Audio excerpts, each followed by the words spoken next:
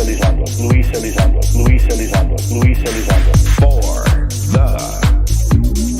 masses. For the masses. Yeah. For the masses. Good trouble shows, good trouble shows, good trouble shows, good trouble shows. For the Soul Foundation. Yeah. The Soul Foundation. For the grifters. Yeah. grifters. For the masses. We the people have to come together. For the masses. We the people have to come together.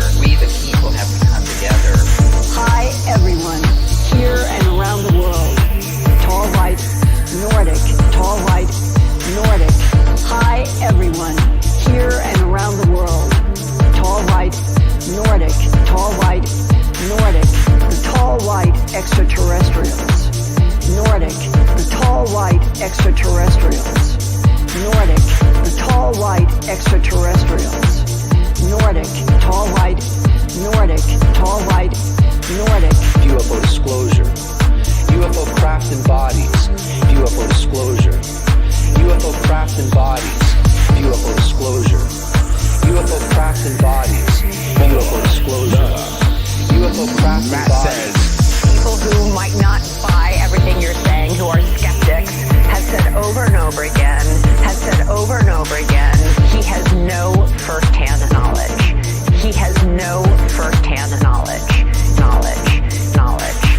Maybe we shouldn't believe you. When you say you have first-hand knowledge, maybe we shouldn't believe you. Legally, the fact that we're not alone. We've recovered material and we've recovered the occupants. And beyond that, the fact that we're not alone. We've recovered material and we've recovered the occupants. And beyond that, ontologically shocking but also uniting. Any evidence. Ontologically shocking but also uniting. Any evidence. I'm an intel guy. Ontologically shocking but also uniting. Any evidence. Ontologically shocking but also uniting. Any evidence. I'm an intel guy. Daniel P. Sheehan, classified. Daniel P. Sheehan, classified. Daniel P. Sheehan, classified. Daniel P. Sheehan, classified. Crash retrieval operation. Psychological phenomenon. Crash retrieval operation. Psychological phenomenon. The death of UFO transparency. The death of UFO transparency. The death of UFO transparency. The death of UFO transparency.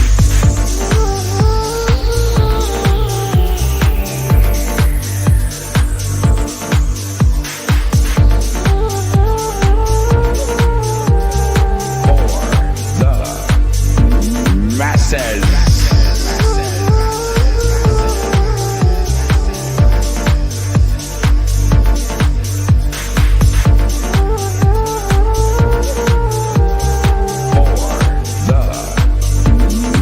Says ontologically shocking but also uniting.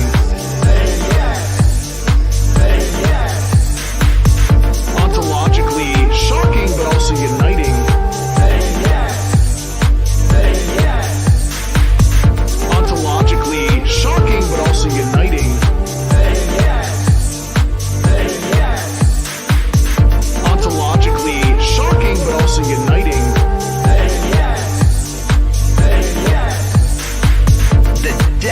Of UFO transparency. The death of UFO transparency. The death of UFO transparency. The death of UFO transparency.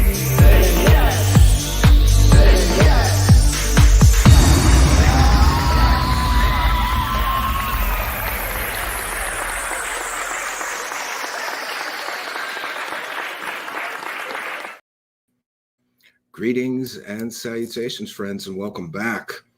So yesterday we covered George Knapp's new Netflix series, which coincidentally airs November 8th. And now they're hyping up these new so-called UFO hearings through Congress.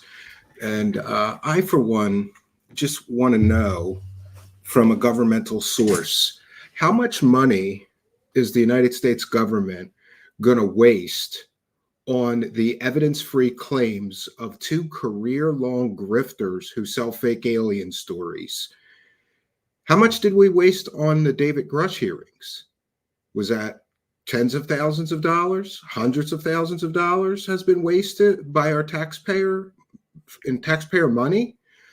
And let's be clear, in my view, and in the view of many others, Jeremy Corbell and George Knapp are using these hearings to hype up their for-profit projects and even timing their for-profit projects around these hearings, using material generated from those hearings to put into their for-profit projects.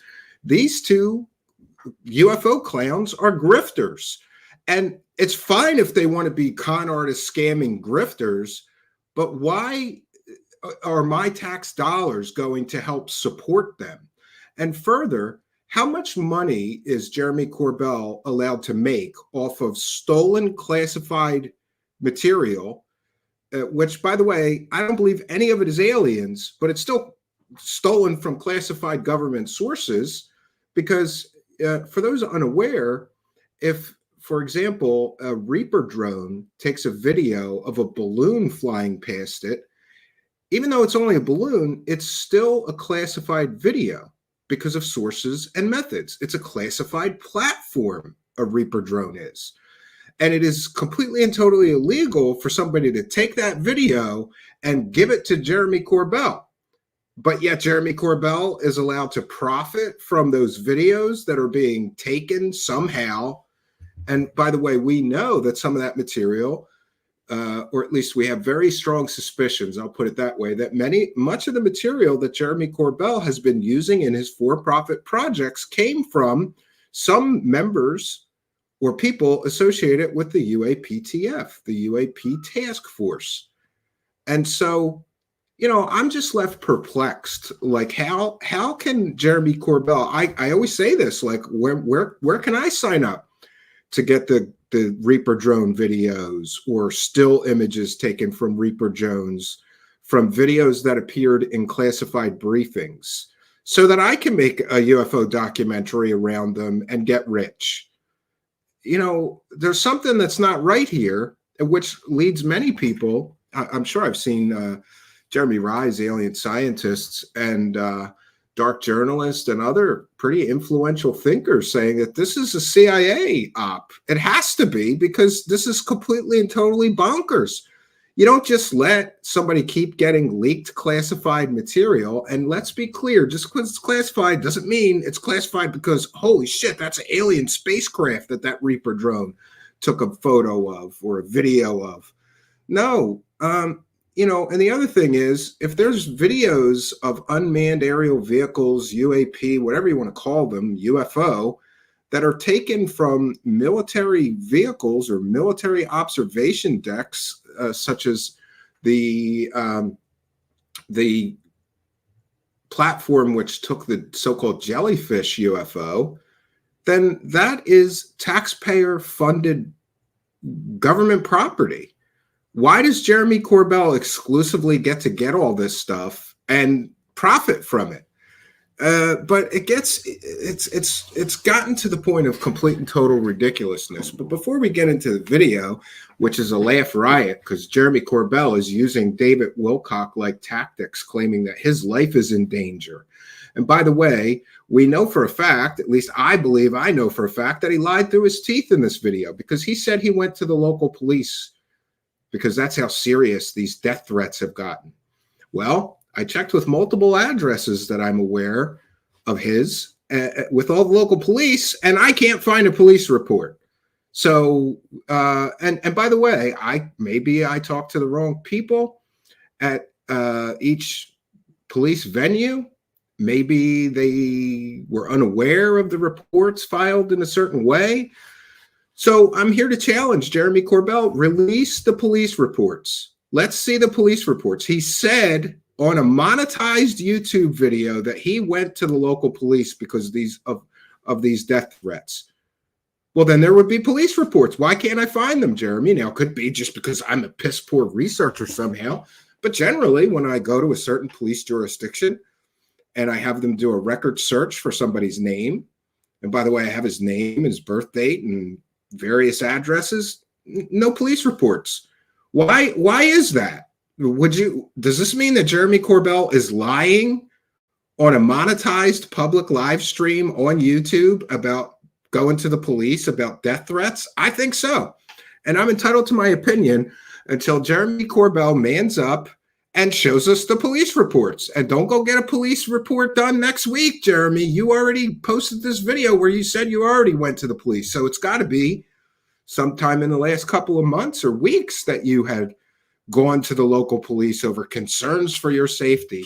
And when I say this is a David Wilcock method, we've all seen this. Oh, the information that it's a plot device. Oh, this information that we have is so dangerous that my life is in danger. I'm being threatened.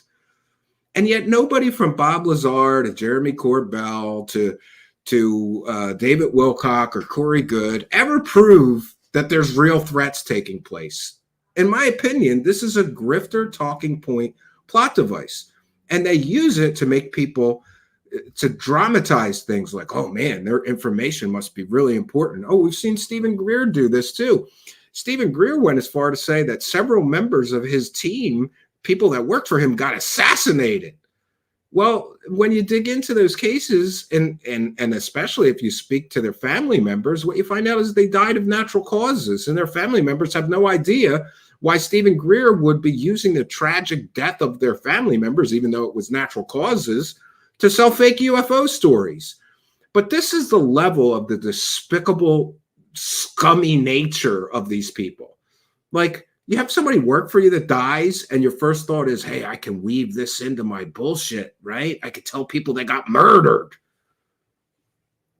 I think it's a despicable act to claim that you're under death threats because of UFO nonsense. And as we saw, at least according to government reports, there's no such name as immaculate constellation of any special access project or unacknowledged special access project, either past or present. So who's killing them over some bullshit that people are telling them? I really don't think that anybody is. And I wanted to also mention, I found something interesting that I thought was very odd. Remember, the name of this new so-called project in which alien technology is being back engineered is called Immaculate Constellation. And I knew that this sounded so familiar to me, and I couldn't place where. Now, remember, one of the primary people selling us the Immaculate Constellation, so far completely and totally evidence-free story, is Jeremy Corbell, George Knapp, and this Michael Schellenberger, who they all, it's one big club, and I ain't in it. And then I was searching for Twitter for other things, searching through Twitter for other things related to Jeremy Corbell, and I came across this post, and hey, maybe it's just a coincidence, but Immaculate Deception. Jeremy Corbell made a short documentary on John Leard called Immaculate Deception. Isn't that interesting? Immaculate Deception is a project that Jeremy Corbell worked on, and now Jeremy Corbell is selling a news story, Immaculate Constellation. I mean, I really do think that Jeremy Corbell is so dumb that if he ever had an original idea, it would die of loneliness. I don't think it's a coincidence that he had a project called Immaculate Deception, and now suddenly he's got a new story he's selling, Immaculate Constellation. And where is the evidence for that? Where is the proof for that? Well, it's kick the can time, friends, just as it always is, because in UFO land, you got to hype everything up, and then you tell everybody the information's coming out in a month or two, or next week, or 2 weeks. Chase the carrot, dummies. And so many, and another thing that gets to me is how many completely and totally fake, or at least evidence-free stories does George Knapp and Jeremy Corbell get to sell before people just say, I'm not listening to anything these two, the boys who cry alien all the time, right? It's like the boy who cried wolf. How many times are you going to get excited about the wolf before you say, there's probably no wolf here? Because they keep saying aliens, aliens, aliens, and there's never any aliens. But here's what we do get. We get flares, we get bokeh, we get exhaust from an airplane, we get birds flapping, we get balloons like the Batman balloon, but never any aliens. So, it's only in UFO land that people can have an abysmal track record of deception, of grifting and scamming on completely and totally ordinary earthly objects, claiming they're aliens, that this can take place only in UFO land. In any other genre, if you get caught selling a completely and totally fake story, even one time, you're done in that subculture. If you were a Star Wars fan and you got caught selling a completely and totally manufactured, made up Star Wars story about behind the scenes of a Star Wars project or something, you would be done in the Star Wars community. But here in UFO land, you could get caught selling flares, claiming they're aliens. You could get caught selling birds, flapping birds, claiming they're aliens, Batman balloons, claiming they're aliens. Over and over and over, these two clowns have been caught selling completely and totally fake stories, or at least completely and totally evidence-free stories. Back to David Grush. We are on the eve of an amazing, amazing anniversary, because these are the two guys who also sold the Dave Grush story. And they forced Congress to waste money to listen to Dave Grush's evidence-free stories, right? And now we are at an amazing anniversary, because it has now been, count them, 500 days since these two clowns and Ross Coulthard and other UFO clown shoes people sold us the Dave Grush story. And Michael Schellenberger was involved in that too, who's involved in this immaculate constellation. But hey, track record doesn't matter here, because we're in the wacky world of UFO land where you could just keep getting caught selling completely and totally fake stories, or get caught backing a former mental patient with post-traumatic stress disorder who's also autistic, and a former mental patient and an alcoholic, saying the government has aliens and they're even murdering people. And 500 days can go by and nobody will stand up and say, dude, why are you selling a news story with no evidence? The last huge story you sold us, Dave Grush, it's been 500 days and there's no evidence of anything Dave Grush said being true. And it's great too, because even after 500 days, people still want to argue with me about Dave Grush. Okay, show me the evidence of interdimensional space monsters murdering humans. I'd love to see that shit. We're not going to see that. We're just not going to see it, because these people carefully construct and sell you illusions of true stories. But as we saw in the case of George Knapp, these guys, how many times are they going to cash out? I titled tonight's broadcast, their UFO Circus praises the cash.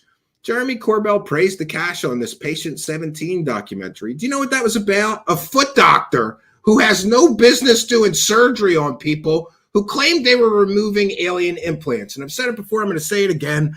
You can prove if a piece of material is from another star system in 10 minutes with a mass spectrometer that could do isotopic ratios. Because, for those unaware, aluminum and selenium and gold, silver, whatever metal, whatever elements in another star system, if they came from another star system, and certainly if this was alien implants, they'd have to come from another star system, right? Those materials would have slightly different isotopic ratios from the elements that are here in our own solar system. In other words, Jeremy Corbell could have found out if those were alien implants in 10 minutes by paying about $500 to somebody with a mass spectrometer. That's what the tests cost. But instead of doing that, he cashed in and sold a documentary, and his only evidence came from somebody that worked directly with the foot doctor who claimed to be a material specialist. I interviewed him once. I don't know. And I know he was involved or arrested somehow, later exonerated in something to do with the Oklahoma City bombing. So these are not credible people. So Corbell cashes in on that. Then Knapp cashes in on a couple of Skinwalker Ranch books, claiming that he has all this collected evidence. Goes on Joe Rogan. Is there any evidence? Well, no, not real evidence. No. Okay, but you said in your book that you had all this evidence that you based the books off of. Then Jeremy Corbell makes a Skinwalker documentary, which is based on the book, full of stories that have no actual evidence, even though they claim they have evidence. Cash in on that. And then, of course, Knapp and Corbell together cash in on the Bob Lazar story, which essentially is a story about a bankrupt at the time, convicted pimp. Well, he later became a convicted pimp, who claimed he was a government scientist, but he never actually went to real college. He went to Pierce Junior College and took one course in basic electronics. That doesn't make you a scientist. Bob Lazar's entire work history is fake. His educational claims are fake, and he never could have gotten to step foot on Area 51 because at the time, in 1988-89, his wife was a convicted murderer with very strong ties to organized crime, and they had just declared bankruptcy. He would be a huge security risk. It was the height of the Cold War. I've talked to several people who did security, analysis for people's clearances for secret projects and secret sites back in those days. And everybody I talked to said there's no way this guy would ever have gotten approved to step foot on Area 51. We also have an Area 51 security guard who checked all the Janet flight logs and checked the check-in and check-out logs at Area 51. No Bob Lazar. So they cash in on that story about, lying and say, former government scientist. He wasn't a scientist. And he never worked for the government, near as anybody could tell. And then, of course, we have the various cash-ins with Jeremy Corbell getting these classified materials leaked to him, which he profited from handsomely. And, I'm not sure, but I think every time you see on Fox News, CNN, any news station, anytime you see that watermarked Jeremy Corbell footage, I think he's getting paid a royalty for that government property that he doesn't own and has no right to take money for somehow. It's just incredible the amount of cashing in. And, of course, there's other cash-ins. What was it? George Knapp has his own Mystery Wire podcast.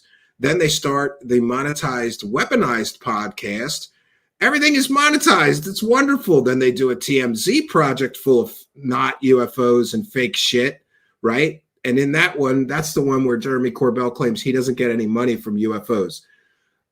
He's buying $1 million properties. I'm sorry. He's not flipping houses, right? But we'll get to the video. We want to welcome in the live chat. Great attendance tonight. And I just want to take a technical note to say that this may be the last live stream that we do with StreamYard, which we built our entire platform with. I'm very attached to the software, so part of me is sad to be losing the software. But StreamYard doubled their price and then removed features and expected me to pay even more to get those features back, like the multicam feature. We used to be able to use multiple cameras. They took that out and doubled my price. And then if I want the multicam back, I have to pay basically triple of what I was paying before the price that I originally signed and agreed to. I could take one of those things, but you're not going to double the price and kick me in the teeth and take shit out of the software that I was paying for.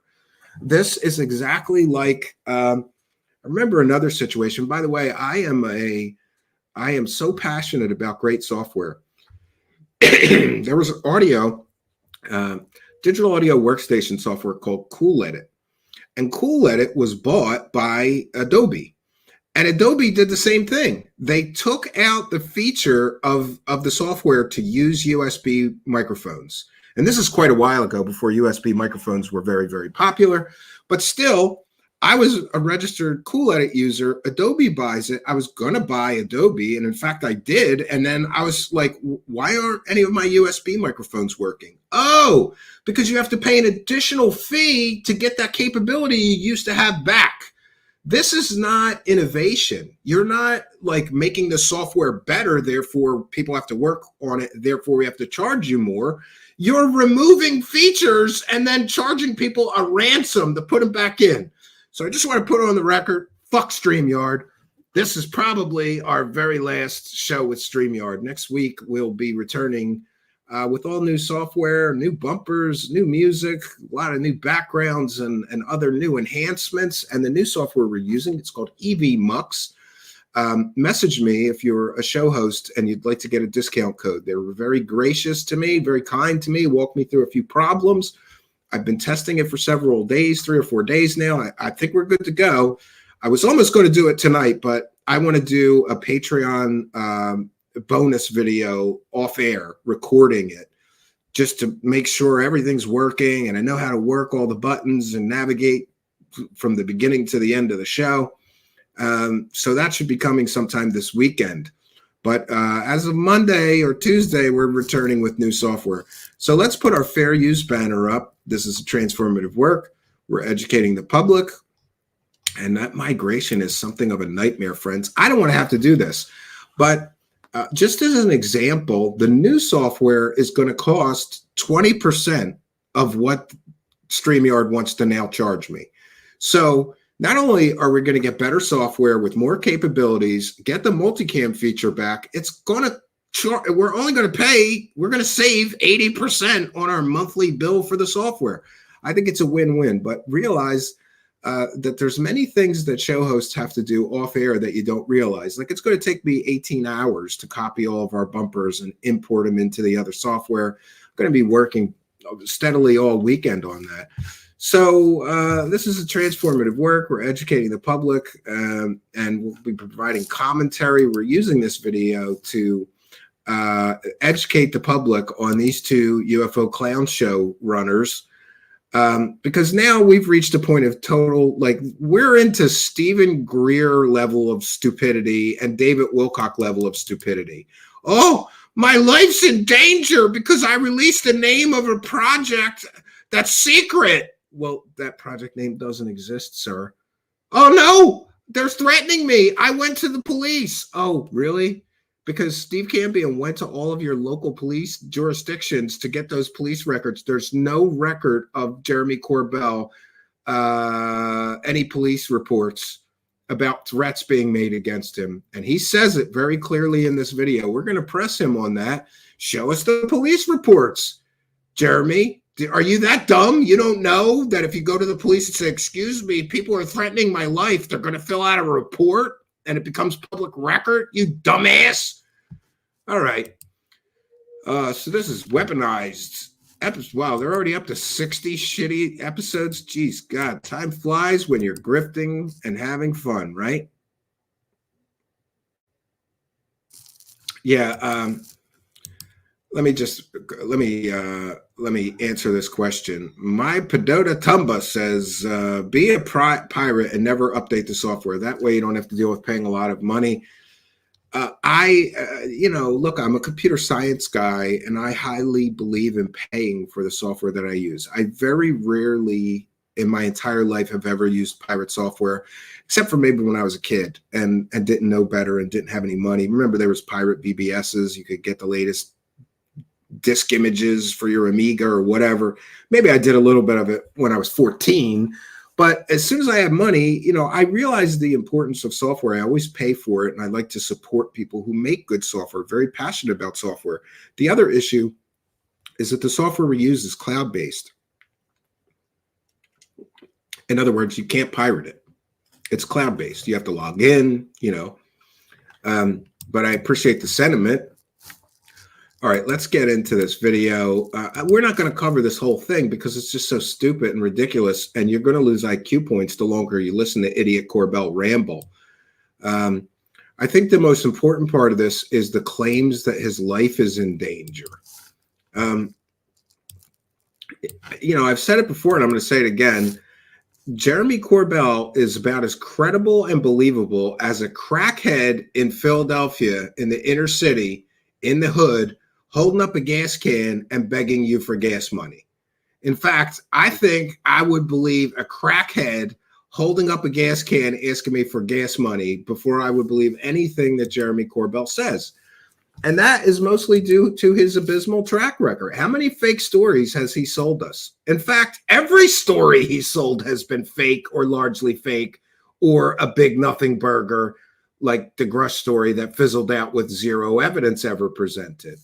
And yet, this guy is a world-renowned UFO expert. No, he's a world-renowned bullshit expert. That's what he is. But let's get into it. In this week's episode of Weaponized, let's say there's a document Fair that news. has been referenced in some reports. Michael Schellenberger has said there's a 20-something page document. Ooh, we got to say make there's it a document. dramatic with the honest music. With our audience, you have been exposed to the entirety of the document. Is that correct? All right. Yeah, I've seen it. From the very get-go, we have been in the know that we have been trying to exploit derivative technologies of UAP. Is that factual from where you're sitting? Yeah. Okay. I am directly aware of the totality of this report and information being in person given to certain members. I'm not saying of Congress or Senate, certain members. I just want to take a moment because this is already so stupid and ridiculous. So somebody who is claiming that there's a secret project named immaculate constellation wrote a report and they gave it to members of Congress. Okay. And their drama, oh, how dramatic. George Knapp has seen this. Well, anybody can write a report. They're not talking about anything like earth-shattering here. So some wackadoo who claims the government has alien space monsters and alien space technology writes a report and they walk into Congress. By the way, anybody can walk into Congress. And if the congressman's you might not see the congressman, but you could give that report to an aide. That doesn't mean shit. You know what means something? Evidence. And here we have these same two clowns that pushed Grush all the way, a mentally ill, alcoholic, autistic man. They pushed him all the way to Congress to tell his evidence-free alien stories. And now they want Congress to spend more money on their delusional, evidence-free fairy tales. Okay. I always say this. It's like, what if a bunch of people who believed unicorns were real got together and they demanded the government spend time, resources, and money because they believed that the government were hiding unicorns? They would be laughed out of the halls of Congress, but somehow these guys get access. And you know why that is? Because there are wackadoos in Congress like Tim Burchett and Anna Polina LaLuna or whatever. There are wackadoos in Congress. And that I was present. Now that it's out, how can it possibly, how can anyone hope to quash the story? Okay, I need to crack a beer because we're right now. You have now brought up That's where it was risk leading. and threats. Yeah. Okay. You are asking me, and I'm sorry. I feel like This is so important. It's making him an alcoholic. Is that what he's trying to? I don't know what he's trying to convey here. This is bad acting. And you notice in the beginning of it, it's like these two bullshitters are backing up each other's bullshit. Is it fair to say that this is accurate, George Knapp? Oh, yeah. And Bob Lazar, it totally worked on alien spaceships too, right? How many millions of dollars did these guys make? Jeremy Corbell is walking around wearing a $10,000 watch, driving a Cybertruck, buying $1 million properties, and stupid people on Twitter are telling me he doesn't make any money from this shit. He has a monetized podcast. Therefore, he's making money. Robot right now, but I have been on guard for This is our insurance policy right here. Okay. I've been notified of very specific and direct and detailed threats against my life as well as against anybody who may have information, assets, or contact with additional whistleblowers or individuals who are aware of this program. Okay, so why don't you tell us who's threatening you? This is a vague story. Oh, I've been made aware. There's threats being made. My life is in danger. Really? These are the same plot devices that George Knapp and Bob Lazar used to sell his story. Oh, I've been threatened. They put a gun to my head. At least Bob Lazar's stories were a little more detailed. Remember? Like they went through his car and they pulled the gun out of the glove box and left it on his passenger seat while he was in the gym. This is a plot device. And in the history of people, of UFO grifters using this plot device, I've never seen one person prove that these threats actually took place. Now, I'm not saying they didn't. I'm just telling you that you have to understand the history here. Stephen Greer never proved that real threats took place. David Wilcock never proved that real threats. David Wilcock said that ninjas were going to break in his house and murder him because of Nasera Jacera information that he was talking about, or some solar flash bullshit. He said that assassin ninjas were breaking in his house. He cried on the Kerry Cassidy show, saying that he was going to get assassinated by ninjas from the, what was it, like the Golden Lion Association or something? Oh my God. It's a plot device. Oh, so dramatic. This information is so important that people are threatening my life. And meanwhile, this clown's driving around in a cyber truck with a $10,000 watch. I'm sorry. If the men in black or the government or the CIA really wanted to kill you, you wouldn't be doing podcasts on YouTube, you grifter. All right. I don't know, man. It's going to take us forever to get through this because it's just so silly. So much so that I have taken action. Here's the part about the police reports. Through law enforcement. Do you have in place? He's taken action through law enforcement. I'm here to tell you, if you go to law enforcement with credible threats of murder being made against you, there's going to be reports. Now, like I said, maybe I'm just a terrible researcher. I can't find any reports in any of your local jurisdictions at the police stations. Jeremy, so what action have you taken with local law enforcement that resulted in no police reports? And I hate that I go to that obsessive level to prove these liars, but, friends, if you go to the police and say, my life is being threatened, they say, hold on, we'll get an officer and we'll fill out a report. That's the first thing they do is make a report. They have to document who is threatening you. What are you being threatened about? What specific threats have been made against you? And it all goes into a police report. I thought it would be awesome if this was true and I got the police report. Boy, would that be a scoop. And we'd find out who was threatening him, what the extent of the threats were, what was said, what was done. No, we don't get any police reports. We get a lifetime grifting loser liar whose every story he sells falls apart in due time, telling us another whopper. Oh, my life is in danger. Sure it is. Show us the police reports, Jeremy. And hey, I'll be the first person to apologize to him if he publishes the police reports. But I have a feeling I won't be eating crow anytime soon. What you might call a dead switch, a system. Oh, a dead man switch. This is another plot device used by Stephen Greer. Remember that one? We did a whole show on how stupid and ridiculous that was. Oh, if anybody kills me, I'm releasing my dead man switch. And Stephen Greer's dead man switch was like a 20-page, like raving lunatic rant about people ripping him off for money because he collected $500,000 to create a free energy device and never delivered. That's what his dead man switch was. It wasn't smoking gun evidence or proof of aliens or anything important. It was nonsense.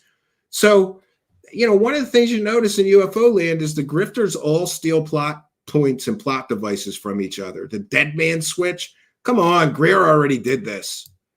So did John McAfee, by the way, but we've never seen any information come out after his death. Whereby information about this and other matters that we've collected over the years would be disseminated if something were to happen. Okay, I will not mince words. Yeah, and so what this means is that these two disclosure advocates are holding back on important information and refusing to disclose it. They are the very gatekeepers that they complain about in the government. We have all this information about the aliens, and if anybody kills us, we're going to drop it. Why don't you drop it now, Mr. Disclosure Advocate and Disclosure Advocate number 2? Could it be because it doesn't exist? We have had in place for quite some time, unrelated to this story of immaculate constellation, that if you or I are removed from the equation, that you have absolute, uncontrolled, catastrophic disclosure of information. Okay, so basically, Corbell and Knapp are saying that if anything happens to them, they have absolute categoric catastrophic disclosure will take place. So these two disclosure advocates are saying that they could bring disclosure right now, but they won't for some reason. Are you kidding me? Come on. This is so childish. It's like an 8-year-old wrote this story. That would be dangerous to the United States of America. Oh, the that would be dangerous so to dangerous. Global policy. That would be dangerous in many ways. And it benefits everybody to not fuck with journalists doing their he's job. A journalist now. And sanitizing he's a journalist. Information prior to the good of public knowledge with no harm to the United States of America, putting it out. Secrets, cover-ups, and strange phenomena. UFOs and ideas that challenge reality itself.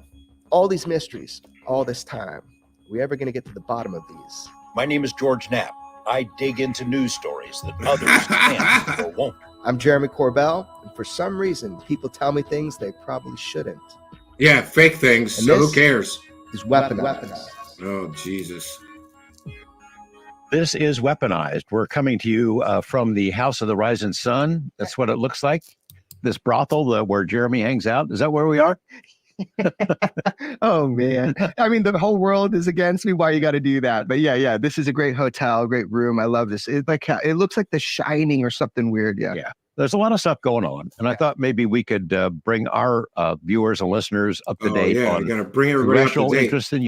Why are these two people getting access to members of our government? Why are members of our government wasting their time talking to two career-long grifters who sell fake alien stories? UAPs, because a lot of folks message us all the time on when's the hearing, why was it delayed, what's going on, and heck, there's a lot going on in the world for members of Congress who've been sort of driving this train. The people that we have talked to before. You were back there in Congress a couple of weeks ago, and were in the offices of the people who are directly involved in this. Right behind Fade to Bleach, AZ, right? Delay of the hearing. Fade to fake. November. I just want to be a little bit careful. Like, what was the reason for the delay in the hearing? Monetize your curiosity. Common sense. Absolutely. I think that there's a lot going on in the world. I think very quickly people realize, I agree. This is so wait bad. a second. We have a real opportunity. Yes, Al Garay says, I would believe the crackhead more. Information, Definitely. whether it be new or just a discovery as if it was new. And I know you said he's lying. Yeah, and he's drinking so Coors. what I think is he's drinking a woman common beer. Sense says, only women the drink state of the Coors world Light and everything that's going on. And with this information, hello, Aaron Flores. We have a chance to do this a little better. Just give it a little bit more time. And I think that was the core reason. And also we want to make sure that everybody's available at the time to testify. Drink Coors Light. So I have to be really, I'm going to be really honest. I have to be very cautious with my words right now. And not about the hearings. And you know why. Yeah. And so I just, sorry for that candor, but that is the reason. I think that minds decided it was good to take serious what we're doing. I think it's fortuitous that they put it off until after the election. Every member of the House is up for re-election. Yeah. A third of the members of the Senate are up for re-election. They're worried about who's going to be president. There's a lot to focus on. In addition, I mean, the real world. I would believe that aliens got involved this past week, the past 2 weeks with hurricanes, and you look at the key members in the House who've been driving this UFO UAP train. Representative Luna, could be Gates, yes, Moskowitz, yes, Burchett, yes. All of their districts got pummeled by Especially Hurricane the UFO Helene, thing. and now by the latest hurricane as well. So they've got a lot on their plates. Yeah, yeah. If it takes a hurricane to slow down a little bit, yeah. There's a lot going on in the world. I hear about it from other people like you, and I do understand. So I think that it's fortuitous. Like I think it's really good. Everybody's kind of like slowing down. November 13th is the date revival of the upcoming UFO hearing. Well, November 13th is the upcoming UFO hearing. And just coincidentally, George Knapp has a new Netflix special coming out November 8th. So as I was saying, I believe that they are manipulating the United States government to promote their for-profit projects. And that's something else. Like, that's a level of grift. Like, when you're like, let's involve the government to help sell our latest Netflix special, right? It's pretty grifty when you're like, let's just get Congress involved because that'll help sell our grift. That Grush hearing worked out so great, right? Chuck Bam with a kind of generous $2. Thank you very much. For those unaware, we're a viewer-supported show. We read every single super chat. Chuck Bam says, psychological operations, grift, not the main thing. Yeah, a lot of people think these guys are running a PSYOP. I don't know what I believe as far as that goes. But Jeremy Corbell, it would be the perfect Bobo. For those unaware, the CIA uses people, and the term that they use is Bobo, or it's another way of saying useful idiot. They get them, they recruit them, they leak information they want disseminated to the public for psychological operations or whatever reason. And yeah, I mean, I could see that, him being a Bobo. But thank you for your kindness, generosity, and support. Chuck Bam, longtime show supporter. Raise the cash, raise the cash, raise the cash. And I will be reading every single super chat tonight. So if you're feeling generous, throw a couple bucks in our hat or buy me a coffee. Send a PayPal pledge. All the instructions for how to help are in the description of the video. Let's continue here. To change that, but also people need to be protected before that. You know, the public. There's already whistleblower protections in place. Media. Well, you don't because you're not. And there, nobody. But, yeah, this is important. I want to be clear. These guys pushed for whistleblower protections. So whistleblower protections were put into place. Guess how much proof of aliens we've gotten since those whistleblower protections were put in place? None. But now they want to waste more money on additional whistleblower protections because the first bunch of whistleblower protections wasn't enough to get the alien proof and get people to step up with the alien proof. Come on. How long has whistleblower protections been in place for this shit? And how much evidence did we get? None. But you know, we did get a lot of storytelling assholes calling themselves whistleblowers that have no real evidence. I am there. People text me the gnarliest shit every day. Yeah. I say, Jeremy, did you see this? Yeah. Like friends and family. And I'm not. I was kidding. I know, but I want people to know I do care what people say. I do listen to what people say online. I just don't seek out trauma. You don't engage with it necessarily back and forth. Yeah. If you look up how many times I've said other people's name in vain, anybody, it'll be zero. I mean, about the nature of. Yeah, he doesn't engage with people online because his piss poor evidence-free stories and fake evidence stories are so weak they can't withstand debate. You'll never see Jeremy Corbell debating a skeptic. Never. Of engagement with the public, the UFO public on social media. They're angry, they're upset, they're impatient. We want this, that, we want this witness. This is the kind of information we want, and they're not going to settle for anything less. You've been speaking. They're worried about congressional members collecting their grift money and with congressional staff about the nature of the hearings. Do you think that the public will be satisfied with what they end up with in terms of witnesses? That Corbell probably went to some titty parties. I think he did. Saying on X, but keep it up, X, keep it up. You know, put pressure on. I don't know what people are saying. I would say I am not aiming at satisfying anybody other than I am aiming to do my duty to make sure that people testify who need to be heard from.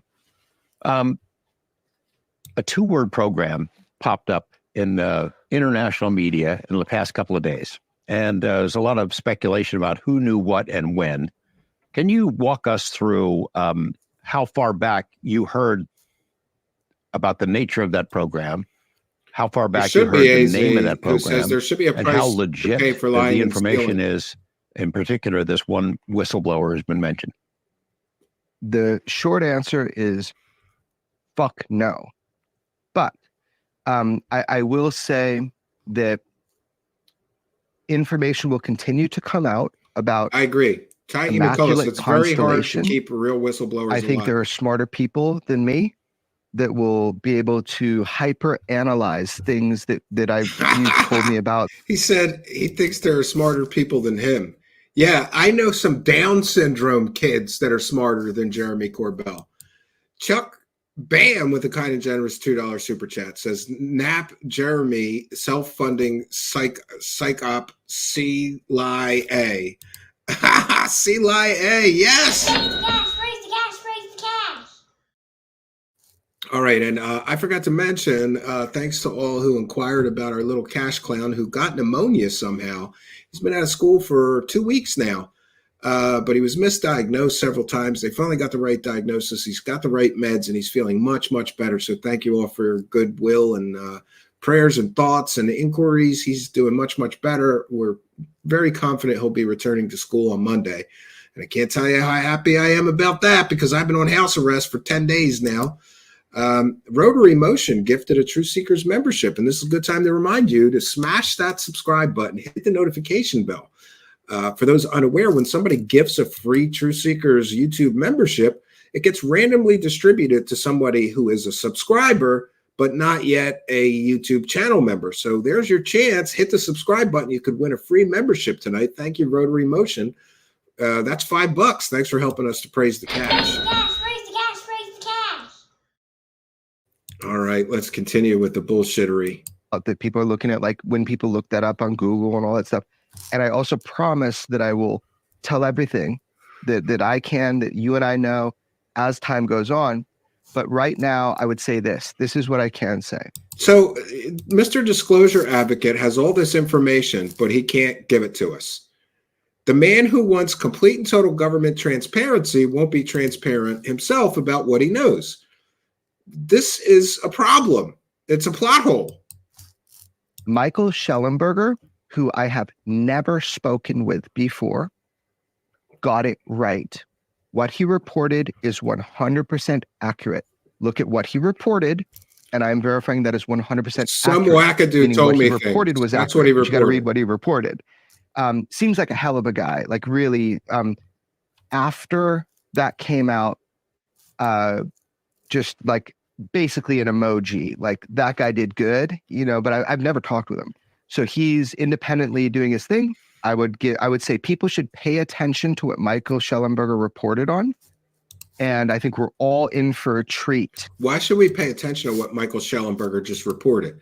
Because he also reported 1+ year ago that 30 or more whistleblowers, dozens of whistleblowers, were coming forward to confirm and corroborate Dave Grush's claims. It's been a year. I haven't seen dozens of whistleblowers come forward to corroborate or back up Dave Grush's claims. Have you? Schellenberger has a proven track record of failure when it comes to UFO reporting. That's a problem. Track record should matter. And these guys are all batting zero.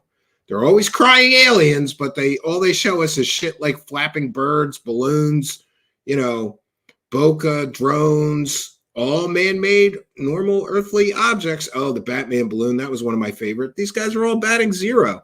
But trust me, bro. Sure. To, as you say, get out your knives and dissect. Like, let's see. I know part of what accompanied Schellenberger's story was an image that we know pretty well. Yeah, I have to listen to him to cover this, Rotary. Or I wouldn't. I think he inaccurately attributed that to Arrow. Right. What's the story on that? That was not his fault. Schellenberger isn't too bright. So everything in his article was accurate. That was 16th? One point that was inaccurate, which he quickly fixed. It said that Arrow had produced that image of the Mosul orb. So let's be very clear. Ty McCullough, you and I, and he immediately corrected that. Again, he seems like a very straightforward person. So the Mosul orb is an image that you and I decided to release to the public. We have always said that image is from a FMV video, a full motion video. Full motion video is a certain type of reconnaissance technology. And people can look that up, but it's very cool. And in the article, he originally under the image, I'm really glad he put that image. Yeah, that's it's actually coming. very They're going to get Terrence Howard in on the that grip. image, which was from 2016, so prior to Balloon. Yes. what would have been what we now know as immaculate constellation, or what we've heard about. But that image is very important. And we gave a chance to Arrow, you and I gave a chance to Arrow to put out the video. We've called to action. They put out the video, said be transparent, get it out there. Every time we put out something, Arrow comes out with some other thing, that visual imagery. And even before Arrow, when Bray and what's his name? Bray and the other guy were up there in the first hearing and doing the whole sleight of hand thing. Yeah, and again, every time they're trying to get the government to waste government time and resources on their personal alien hunt. Why should the government waste any more time or energy on you two grifters that keep getting caught selling flares as alien spaceships, you dumbass? Bray and Moultrie. Every time we come out with something, there's some weird, ironic thing that's put out. So Arrow did not put that out. They've never put out an image of that footage. They've never put out the video from that footage. Something that looks sort of like it. So exactly. And so here's the point. We put that out. And we did that knowingly, but giving a chance to Arrow as a representative of the DoD to put it out, and they never did. So so people picked up on that real quick, and it was just simply like, it's important. Yeah, and here's the thing. According to Corbell, when he released that image, it's an image, it's a still image from a video that was in a classified document. So that means Corbell is knowingly putting classified material out into the public. And while claiming he's a journalist, that's why he suddenly started claiming he's a journalist, because the journalist generally is not prosecuted for putting classified information out into the public. But you know who is? Whoever leaked it to him. And many people are saying that one of two people gave him that image. I freely admit I don't have proof of this, but people are saying either Dave Grush or Stratton, while they were in the UAPTF, were leaking Corbell all this government property, which he then used to personally profit, which I have a problem with. It's government property. Why do you get to make money off of it and nobody else does? Important to say, independent journalists put that out. Arrow never did, and they could have. And so anyway, he fixed that super quick, and I respect him very much. The nature of why it fits with his story, even though it doesn't quite fit in the timeline, right, is because the program that he described, that he had Corbell's sources that should have had that with him. It could have been in there. It should have been in there if it had been in existence at the time that image was captured.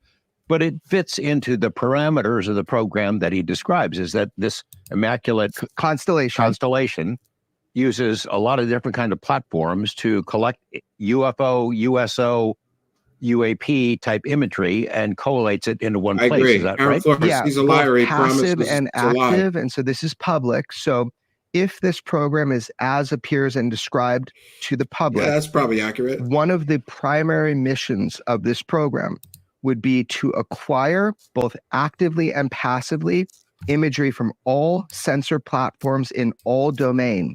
So we're talking about satellites to underwater sensors to land-based sensors to aerial sensors to space sensors, right? Basically capturing UAP, but I'm going to caveat that.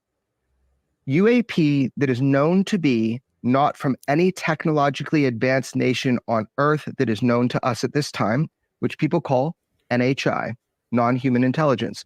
And the program was to acquire imagery of how other nations may have reverse engineered from NHI technology, human technology. The program had zero to do as far as data collection, no mention of legacy US or even current US programs of any reverse engineering, full stop. That's how I understand it right now. If I'm wrong, So do you understand? So the difference, okay. So let's say there's a program that broad across all the different platforms that gather information from space, from in the sky, drones, things of that sort. That's a lot of different agencies, different departments, things of that sort. A lot of people would be involved. So this program, as described by Schellenberger in his article and what you've shared with me, is a USAP, an unacknowledged special access program. For something that broad, wouldn't you need something acknowledged? At least it goes into, with that many people, it's not a silo. It's not a restricted program. There's a lot of people that have to know that exists.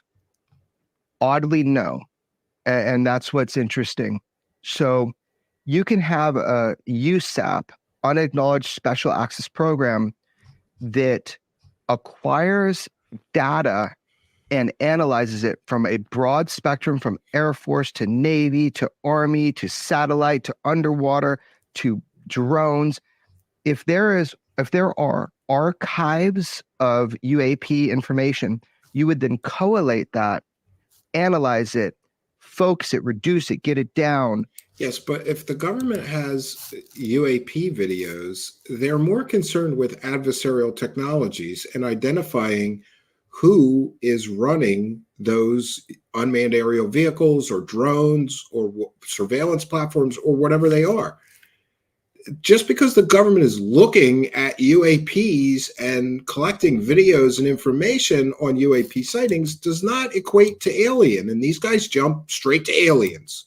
And then get that into the eyes of people in the USAP, in the unacknowledged. So take the cream off the top. That's what goes into the USAP. It's possible, but there was more going on in that USAP allegedly than just total reconnaissance, right? Oh, there was material transfer implications, if I recall.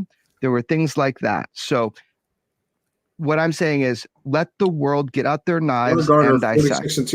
I'm not going to sit here and spill any beans. Everything they record. So a couple of points that I would raise, questions. Hey, Arlene is here. There's a whistleblower who seems to be a primary source in this. I don't know if that person has been in contact with Schellenberger. I don't know if that person. Schellenberger said that he had been in physical contact. So it boils down to one person. Is there more than that? No, it's not one person. If you had a USAP, there would obviously be a number of people. I would imagine, and I think now Jeremy Corbell is an expert on black projects all of a sudden. What knowledge or experience or training does he have in government black projects?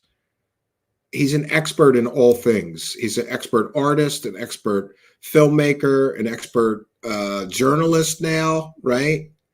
He was an expert jujitsu master. He was an expert yoga instructor. In other words, he's a bullshitter. It has been said publicly that people can have accidental exposure to a USAP.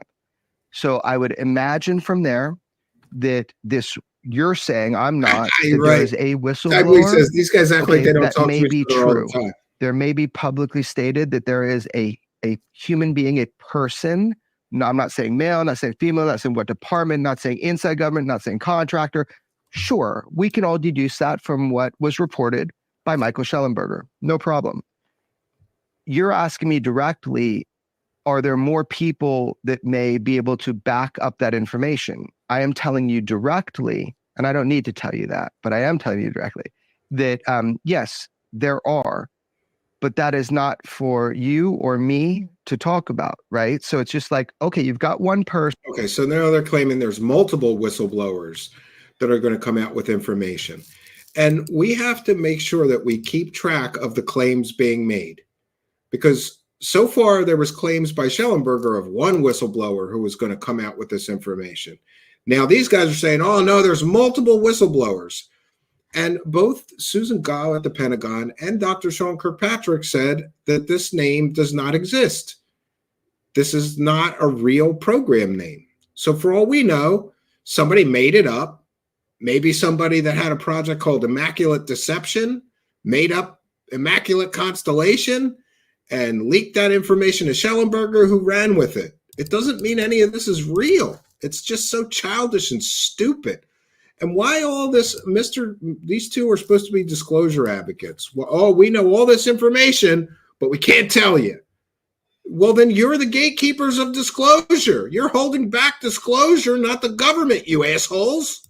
Person, So it is stupid public. and It childish. obviously has talked with Schellenberger, a person, and that is true information. That is accurate information. Yes, you're now, right. We will We find hang out. at the gay bar together. I'm sure of it. Is this program real? Are there other people involved? Now, I will tell you from my experience, Immaculate constellation. there was knowledge Says of this Arlene Atkins. program Yes. way beyond a whistleblower who ended up going through a very unique process to get Yes, that information definitely. out. For Idaho sure. Strong says It's something not a is being foreign blown, but it's not whistles. topic to you and me.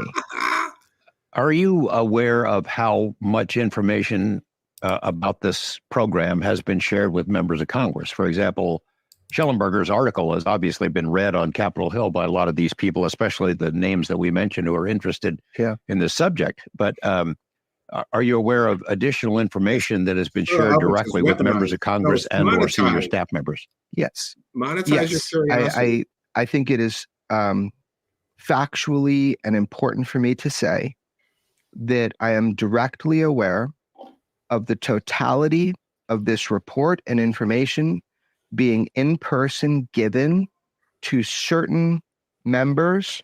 I'm not saying of Congress or Senate, certain members, and that I was present. Oh, you're present? Yeah, I was. Okay, so the indictments will be delivered to your house? There's nothing I did wrong. There's nothing wrong. No. I don't know if we're going to leave this in the footage, but you're asking me, am I aware of that statement? I saw that statement, Michael. Yeah, and just to be clear, anybody can walk a report into a member of Congress.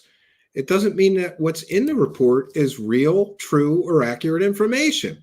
But they're using that like, well, this has been delivered to members of Congress. Who? Tim Burchett, your buddy? He called you and George Knapp his friends. That doesn't make this story true. You know what would? Evidence, something that you are severely lacking in, Corbell. You've been bluffing alien bullshit for a decade or more. George Knapp has been bluffing alien bullshit for 3 decades or more. But here we go with another big bluff, and we know all this information, but we can't tell you about it. Schellenberger said that members of Congress are made aware. That is 100% true, and I can testify to it under oath in the court of law because I was fucking there. So according to Michael's article, there is a central whistleblower.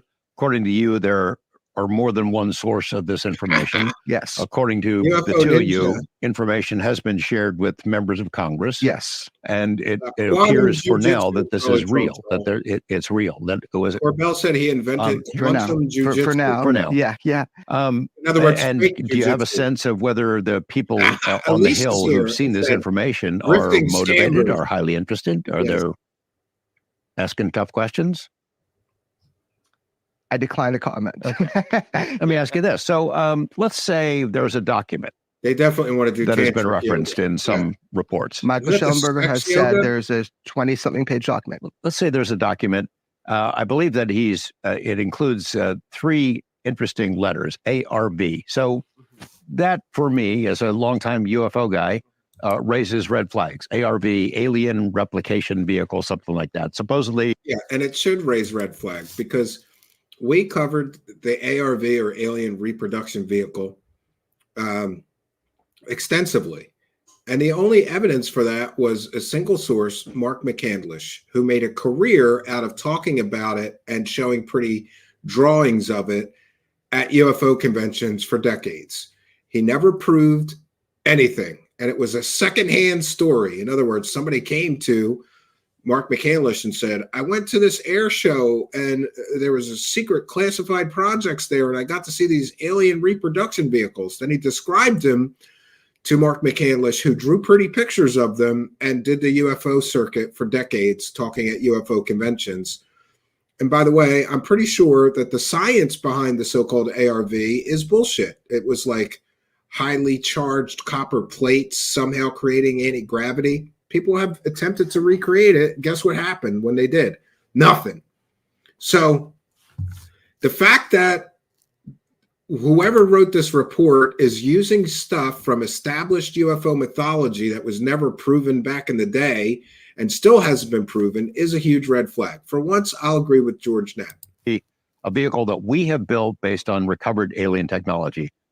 That's been raised in some fairly questionable corners of ufology over the years. Yeah, Stephen And I Greer pushed that story. I can never tell whether that's disinformation, whether it's a red flag, whether it's thrown out as bait.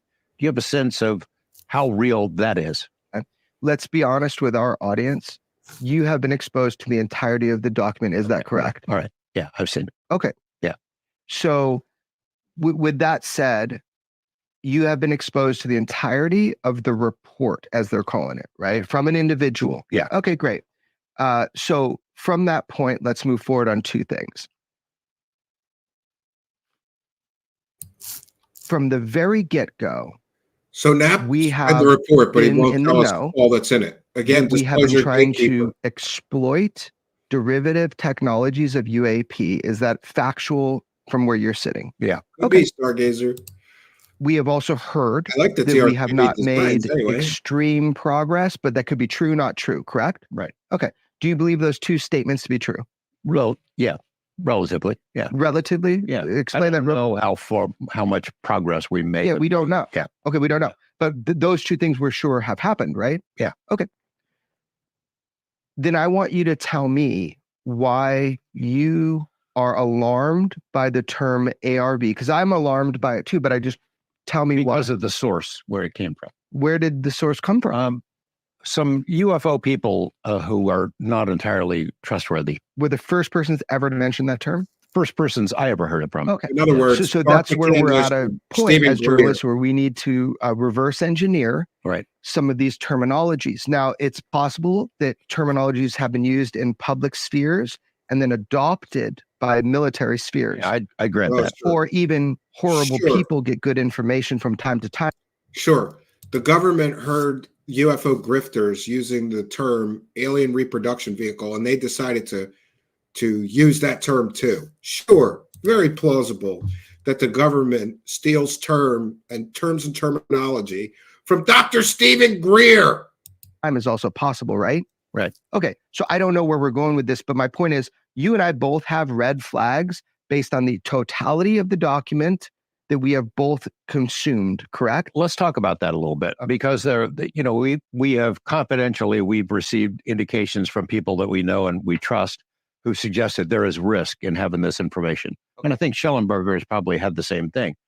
Is that risk real? And what is the risk? What's the nature of it? And now that it's out, how can it possibly, how can anyone hope to quash the story? Okay. I need to crack a beer. You can because watch the story right now you have now brought up that's where it was risk leading. and threats. Yeah. Okay. I'm not cutting this out of the episode. I'm just being honest. Like, let's just take a second because obviously there's a lot George ain't saying. I need to drink my woman beer. Dumb right now. It's an interview. I'm a journalist trying to get information out of somebody who's been very reluctant to cough up this. I feel like I'm being grilled by the FBI and it's George Knapp. I don't really understand what's going on. No, just kidding. Okay, so let me just pour my beautiful Coors Light. Coors Light.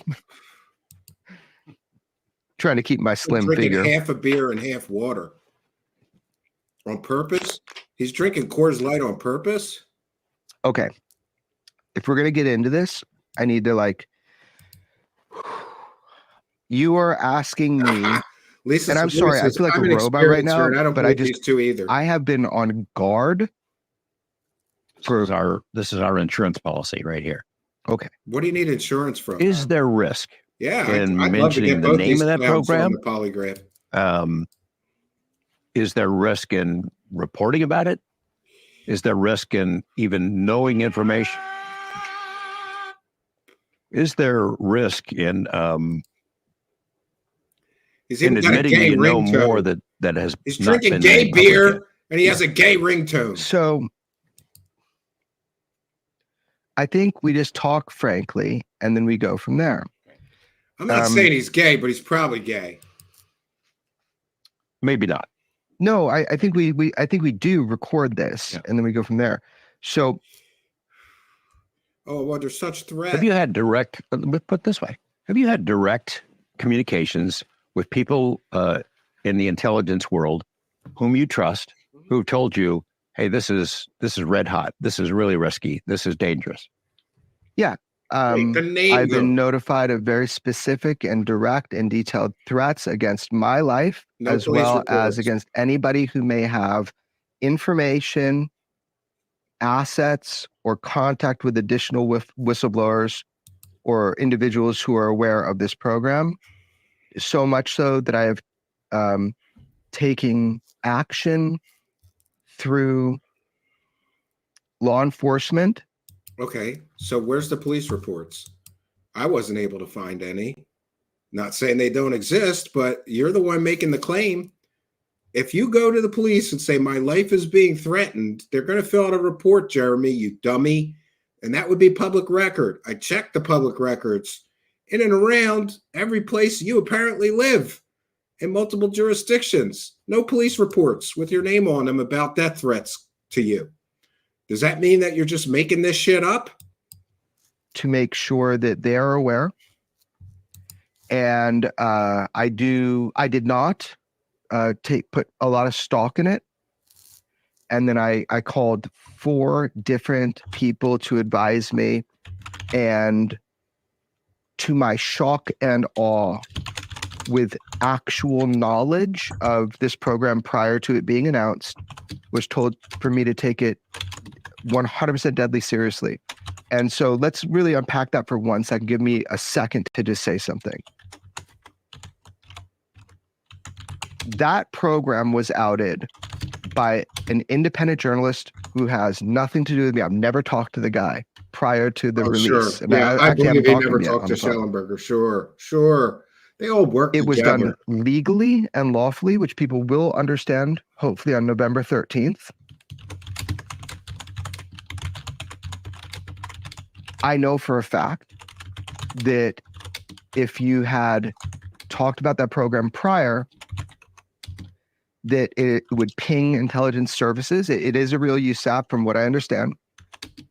And the last point to this is, I believe that people need to know that the cover-up of this, they don't color within the lines, and that people's lives are at risk. And right now, my job that you taught me is to protect sources and witnesses, even if they don't protect themselves. Oh, he's got to protect his sources. And you and I are doing that. Which is a convenient way of and saying we will continue I to do can it. just have anonymous sources and make up whatever Do shit you I have in want. place what you might call a dead switch, a system whereby information about this and other matters that we've collected over the years would be disseminated if something were to happen? Okay, I will not mince words. Notice they edited this in the front. Like, this is how lazy these guys are. Like, hey, let's just repeat ourselves to get a 45-minute episode. That's how lazy these guys are. Have had in place for quite some time, unrelated to this story of immaculate constellation, that if you or I are removed from the equation, that you have absolute, uncontrolled, catastrophic disclosure of information that would be dangerous to the United States of America, that would be dangerous to global policy, that would be dangerous in many ways. And it benefits everybody to not fuck with journalists doing their job and sanitizing information prior to the good of public knowledge with no harm to the United States of America, putting it out. And so I want to be very clear. You're putting it on me because we're having a fun little game here. You and I have a dead man switch. Oh, dead man and switch. It's not Dramatic. 1, it's not 2, it's not 3, it's not 5. Well put. Let me ask you this about the whistleblower. Whether or not you want to say on camera whether you've ever met with this person or know this person or know even the identity of the person, what their state of mind is right now. Now that it's out, the story is known. Is somebody looking, I would imagine somebody is really looking for that person. If there is one person in particular, they got to be scared shitless. This does not boil down to one person. We have to get that out of everybody's head. It's not true. There is an individual that has been talked about and is a patriot and has been walked into offices and Michael Schellenberger reported on. That is true. That is public. There you go. Other than that, I am not saying shit. And here's the reason. Because he doesn't have any evidence. That's At this time. Here's the reason. I'm making this shit up and I don't have any evidence. If people's names aren't leaked, if information isn't leaked, the world will learn about it on November 13th. There is a way in which the world is 100% no stopping it, gonna learn about it on November 13th for the congressional hearings. Now, there's a dramatic way that can happen and an undramatic way. If anybody were to fuck with witnesses or us or anybody involved, it's gonna be dramatic. And so again, basically they're saying they have all of this proof of alien technology and all this evidence and all this proof. And if anybody tries to kill us, we're going to release it. But aren't you disclosure advocates? Shouldn't you just release all that information? And we don't want. They don't have shit. This is another big bluff, just like Grush. Want that. We want the information. Remember Urgent, out. Incredible? And if it's the dramatic big way, bluff. Then all of a sudden, other people coming forward too. Says these guys are total assholes. I never know what to make of threats. You know, in nature of the business and journalism, you get threats sometimes all the time. Eat it for breakfast. You know, somebody calls you on the phone and they're going to threaten your life. How serious can it be? If they really want to kill you, do they give you a warning shot in advance? Pathological liar. But there was an interesting little side story with this, the name of this program. After it came out, some of the detectives on social media, and a lot of those folks do some really good work. They do great work. They dig into looking for Google searches for that term, heard about where it's popped up before. Yeah, and it popped up when Dave Grush came forward. When he gave his testimony, suddenly the name of this immaculate program, there's a spike. Immaculate constellation. Yeah, immaculate constellation. There's a spike in Google requests under that term. Wow, which is weird because. Grush didn't mention it. No, he didn't. But if I was sitting at Right Pat, I would be worried what that dude was going to say. And if you recall, we had to make sure that their proof is that somebody Google searched this term when Grush came out.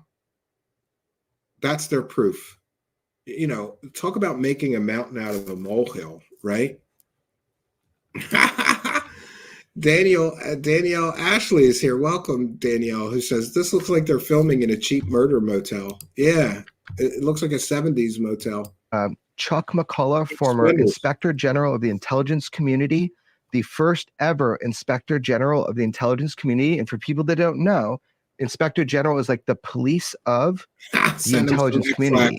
So for his immaculate Chuck McCullough. We know him. We know him very well. Yeah. So he was the lawyer to David Grush. And I remember this moment where I had to get very socially awkward, my wife said, where I had to be like, get out the way, get the fuck out the way. Although I did it kindly, because Chuck McCullough needed to sit behind David Grush so he could do what he did over and over, which is lean in and say, careful, Dave, careful, because everybody is looking for David Grush to speak outside of his DOPSR or his pre-publication agreement. I actually have been infiltrated by OSI, NSA. I agree, 100%. People from different agencies trying to get me to falsely say that in my conversations with David Grush, because he came to you and me first by leaning in, I got that point on film, that he has ever said anything outside of his pre-publication, which he hasn't, and they keep trying to get me and others to say he has. So Chuck McCullough needed to sit behind him because in the live moment, you know how it is. You're in a live moment. You're excited. You're scared, or maybe you're just amped up, and what are you going to say? And I remember hearing Chuck lean in real quiet, like he's a baller. Chuck McCullough, he is a gangster, man. He just lean in and be like, careful, Dave. Yeah, I know. Careful. Do you remember that? We're on the two sides of him. Yeah, it was amazing. Yeah. What a guy. We'd be lucky to have a lawyer like that. I mean, that guy is just amazing. He's probably too expensive for us. Yeah, but he's a baller. So check it out. This guy sitting behind Grush, leaning in it and saying, what does this prove? So the big picture is this. Nothing. If I recall your kind of point, what you were saying, right now it's very real. And people don't understand that. There is a If you have to tell people that your story is real, it's probably not. program the government has hid from Senate, from Congress, from the Gang of Eight. It's called Immaculate Constellation. And by the fucking way, that's just top of the pyramid, big piece of the pie chart. There's more up there, and there's a lot of constellations below. So I just want to say that that is a tiny thing. We are just talking about it right now because it's public, but there's a much bigger story. And again, there's zero evidence or proof that Immaculate Constellation is the name of any government project, special access project, or unacknowledged special access project. And I'm here to tell you, if it was a government project, there would be paperwork. There would be reams and reams of paperwork. There would be emails from the people involved in the project. There would be personnel reports. There would be probably, if it's a real program involving UAP crash retrievals, there would be materials reports, science reports, recovery reports, crash reports, all kinds of paperwork. And there is not a single piece of any paperwork that these guys are putting forward, just a story from an anonymous source. It's very important for me to remind you that all of this story comes from an anonymous source. Why can't you tell us the source so we can get more information and the guy could be interviewed? Oh, I'm protecting my sources. Very convenient. He's protecting his grift. We are Stephen from Canada. Wouldn't that come up in Google Analytics? Yeah, and listen, these guys play the long game. So I hate that I'm so cynical. We are Stephen from Canada, but I believe maybe when they were coming out with Grush, they started Google searching that term. It could be these guys that were Google searching that term. Who cares? That doesn't prove anything. You know what proves something? Evidence. But thanks for helping us to praise the cash. Praise the cash, praise the cash, praise the cash. Oh, we got another one here. Trolly Troll Troll. Are you going to play some Truth Seekers Classics or premieres this weekend? That would be great. Yeah, I'm going to try to get them together later tonight. But I've got a lot of busy weekends, so I think there'll be one. I got one together that's all Ashton Forbes. Since he's making a resurgence with his grift, I thought it would be timely, Trolly Troll Troll. And thank you for your kindness, generosity, and support. I'll get that done just for you, Trolly Troll Troll. Longtime show supporter, thanks for helping us to praise the cash. Praise the cash, praise the cash, praise the cash. Oh, man, there's Story only to tell. like 12 more minutes. That program We can make it primarily through this. involved with gathering imagery, not in the hands-on. Let's say you had hardware, trying to take it apart, figure it out, rebuild something. That would be something else. That would be something else that would absolutely have a different name, be a Yeah, it'd different be task convincing, program with a different, Arlene. what they call bigot list of people that were read in. Let's shoot back to the Wilson Davis memo because you know it's real, and you know that Eric Davis Well, spoke with Admiral Wilson, and Admiral Wilson said he'd always deny that was true, Exactly and to this 100. day he denies it. That's interesting. Where did we give that publicly and vouch for it? That was to our pal Joe Rogan. If you go all the way back, root and rewind. Now here he is We talked to co-signing him about it. I think I Admiral Wilson started. documents. I think when I was on with Lazar back in 2018, I could get that wrong. I have a bad memory, but I made sure to throw down and say that was real, the Wilson Davis memo. And when it was at a time when it was being questioned if it was real or not, we all know kind of now it was real. It is real. And will you please just finally tell Not people real. that is an actual conversation that Not happened? Yeah, that it's real. Yes, it is. Okay. Eric Davis met with Admiral Thomas Wilson, So- had that conversation. It's real. It's called the Wilson memo. You can look it up. Admiral Wilson met with a scientist who's actually was featured in one of my films. Yeah, Eric Davis is a complete and total wackadoo. That's the source of this story. And Eric Davis has been the wackadoo source of many stories. And he also believed that poltergeists followed him home from Skinwalker Ranch. In other words, the entire source of this story is a complete and total wackadoo. Everybody has And the government called his research crackpot research. been debating And Admiral Tom Wilson said that this is a work of fiction. This never happened. whether or not this document of a conversation with an sitting admiral at the time is a real document. It's an actual conversation that happened, and this document is real. Everybody wants to know. The world is going crazy right now in the UFO world. I'll tell you straight up right now, I'm in the position to know. In other words, it is a real trust me, bro. It's real. document. even though the source, even though the admiral mentioned in it, called it a work of fiction. Oh, but he said he would say that. Oh, come on. That it is real. Admiral Thomas Wilson is lying like he said he would. It's his job. It's He's his supposed job. to do that. Yeah, good for him. Protect national security. But it's true. Okay. So anyway, I don't know where I'm going with that, but basically here's the point. On November 13th, I don't pick who's going to be there. That's the big ballers, like the chair, like Nancy Mace, who's a gunslinger. I like her, right? Yeah, she's tough. She's tough. And January I think that 2024. no matter There's who's 100 testifying, Okay, it thanks, is the Real right Stephen. thing. It is the right thing. Here's the thing. It's all a bunch of nonsense because Elon Musk said, he came out this week and told Tucker Carlson, all these UFOs are advanced, secret U.S. technology. There it is. It's all out there. Yeah. Okay. Elon should know, right? Okay. Well, So he does have access to more I satellites than believe him anybody when on he Earth. says if he got evidence of aliens, he would put it out on Twitter. I fucking believe him. I believe him. He is so wild. I believe him. And God bless that. Like, you know, if you get evidence of aliens, like a perfect photo from your satellites, put it out. I think I believe him that he would do that.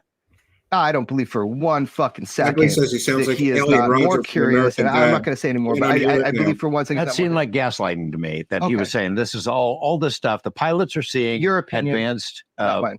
Well, my comment to him on X was, okay, well, great. That's great news. Oh, you wrote in? Yeah. Look at He said, you. great. That's great news. That's our technology. So when are we going to release that 2004 nifty Tic Tac technology? That'd be really kind of convenient to have that, wouldn't it? It's 20 years coming up. Yeah. So it's an argument that is so you're not in a position Admiral Byrd to found know Earth if you say so. Maybe you're right. Time Maybe he's travel to gaslighting get it. people. Hell Anyway, of a let me researcher. recall Yes. something for everybody. When we walked into Major talk Yawn. with Joe, I know, think it I'm was sorry. the I'm last trying to time make we it were funny, but the this- last time we were on. It was you and me.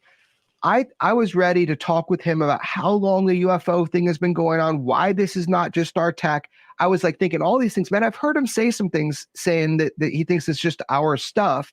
Dude, look, there might be fuckery in the Yeah, I UFO. mean, I've heard stories that, kind of Aaron, but I haven't disclosure seen thing going on for Aaron sure. There might be says fuckery. You and I are like 800 worried about miles per fuckery. hour. However, They don't even break the sound I was going to go barrier. at him with How do like, they not hey, cause a sonic here's the boom? reasons why this is I don't just know. not our tech. But I haven't think it was seen proof almost of that. opening I've seen people line claim after he that. said one thing about us being the swashbucklers or the pioneers or the three musketeers or something of UFO disclosure. I don't Secret remember what he said. technology. But That's the he ticket, says shocked Patty. me. I Yes. think it was when we were together. It Okay, might have been revival. on the That's time when I the was ticket. before. You He says see? something like this can't be all ours because it's been here a That long was time. It's like he training read my fucking mind. Yeah. So your point is the UFO thing has been going on a long time. Let me just remind people about Edward Snowden. And I'm not making any opinion on what he did or the morality of it, but here is what I'm saying. He did say that he found no evidence of UFOs in this huge data leak of uncontrolled information. Yeah, two gaslighters calling Elon a gaslighter. If yes, he and it had was just- access, Corbell he keeps would have looking found up out about the Wilcox is program calling you on the reported field. on called OSAP, Definitely. Advanced Aerospace They're in a Weapon gay Systems hotel, Applications so why would- Program. And why he wouldn't he didn't, be- Right. which means not all archives are equal, right? It's siloed. There we go. I would just put it this way too with Elon Musk, giving him the benefit of the doubt. Let's put him in a category. He has billions of dollars worth of contracts with the Department of Defense, with NASA. Let's say he's on a par with. Yeah, and listen, the people that argue against Elon is kind of childish because that man has access to more technology, more space vehicles, and more satellites than anybody on Earth. If anybody would have evidence of alien visitation on Earth, it would be Elon. And I've heard at least 4 or 5 times in different interviews that Elon has said, I found no evidence of alien technology or alien visitation to Earth. The arguments against that, show me somebody else with more access to technology, with more space vehicles in his personal possession, with more satellites in their personal possession. That refutes his statements, and they can't. Admiral Wilson, and he knows stuff and is required to lie about it. Yeah. Just food for thought. Oh, sure. I don't know. I have no, but I will tell you this, that I know 100% sure about Elon Musk. He makes the coolest motherfucking UFO on planet Earth. I have a Cybertruck. I got a Cybertruck the first in my county. It's the craziest thing. I've had it almost a year. I'm on auto drive now. You were riding it today. You push a button and you Yeah, the monitor grift is it. You make good. sure it doesn't crash. You can afford a Holy Cybertruck. shit, that dude can make cars because that thing is so fucking wild. Seems like an odd route. Are you know where you're going, Jeremy? No, I have no. My name is Jeremy Corbell. I have no idea where we're going because I'm not fucking driving. And I think we're going to a kill spot for the CIA, a wet work spot, because there's a car tailing us, and I'm not driving, and I've never gone this way in my life. Boy, the grift must be good when he can afford a car like that. But he doesn't make any money from UFOs. Oh, it's good. It's putting on a right turn signal. Fucking future. Patty wants the car So to look, crash. November 13th, the congressional hearing is going to happen. Yes. As we mentioned at the And start it's just a coincidence that they're debuting their Netflix special on November 8th. And then the hearings are on November 13th. Well, they're scheduled for November 13th, but given the fact that many people are predicting a civil war after November 5th, with this election coming up, that may not happen. I could definitely see, like, I hate to speculate or predict violence, but many experts are predicting that there's going to be a lot of violence directly after the election because one side or the other will not accept the results, no matter who wins. I'm hopeful that there will be a peaceful, transfer of power and we won't see large-scale rioting. But given what I know about human beings, I'm not feeling very confident that there won't be violence. So if there's mass rioting all over the country and violence, I really don't think that the Congress is going to waste their time on alien space monsters on November 13th. But what do I know, right? I could be wrong. For this conversation, the members of the committee, they're going to be asking questions that day. They've got a lot on their plate right now because of the hurricane damage, the election. But after the election, they can refocus on this. And I think they're going to ask some really good questions on that day and make some progress, I hope. Yeah, because we made tons of progress add one on more the thing. last one, There's right? some project that you and I have been involved with for a while. And you know what makes me crazy? Did these guys really think that they're making progress when they get some clown that has no evidence whatsoever with just a bunch of stories? This is making progress towards disclosure. When some guy that has zero evidence gets up in front of Congress and says, we have alien bodies and the aliens are here and they're murdering humans. No, that makes this whole thing the subject of mockery. Now, if he had evidence, that would be something. But I can imagine being a congressman or a senator and just going like, these people are wackadoos. They're just telling stories. They have no evidence. It's been mentioned at all. It's a Netflix series. And it's going to be an announcement's coming out in the next day or so. Got to promote the Netflix something series. I've been working on for 16 months, which is why I missed some weaponized episodes from coast to coast, a lot of stories for KLAS, but it's finally going to be coming out. It's a multi-part series. It is currently being edited and translated into 124 languages. They're supposed to have a trailer that's coming out tomorrow. Sorry to hear that. We're recording this. Stargazer. And if it exists, or we have a copy of it, we'll run it right here. Fucking mic drop. Crack the fucking microphone open. Did George Knapp just admit his secret project for over a year on Weaponized? I did. Oh, okay. You are admitting now, finally. So we're going to see some of your investigative journey, current modern day. Is there anything you can tell me right now that you saw captured anything weird? Yeah, a UFO that becomes a USO. That's pretty spectacular stuff. Now, I've shared that with you. You've seen it, and it's pretty cool. Oh, so maybe there is some new video that we haven't seen in this upcoming project. But as we detailed in our coverage yesterday, also included in Mr. Knapp's Netflix special is birds, Chinese lanterns, balloons, and other normal earthly objects like a plane off in the distance. These are not UFOs. He also includes solved cases, debunked cases, while saying that there's enormous evidence of alien visitation on Earth. And I'm here to tell you, if you had enormous evidence of alien visitation on Earth, you wouldn't be showing people birds flying, Chinese lanterns flying, drones flying, balloons, or anything else ordinary or earthly. You'd show us the overwhelming evidence you say that you have of alien visitation on Earth. He's got nothing, as usual. And then Colares comes to mind, Mexico, Tampico, a lot of pretty cool stuff. Hopefully we'll be able to share a lot more in the next episode of Weaponized. It was a lot of work went into this, a lot of travel, a lot of miles, and hopeful that it's going to be great. So now we can say why we've only been doing the Weaponized about once a month, and now we're starting to speed up, and you can expect more from us.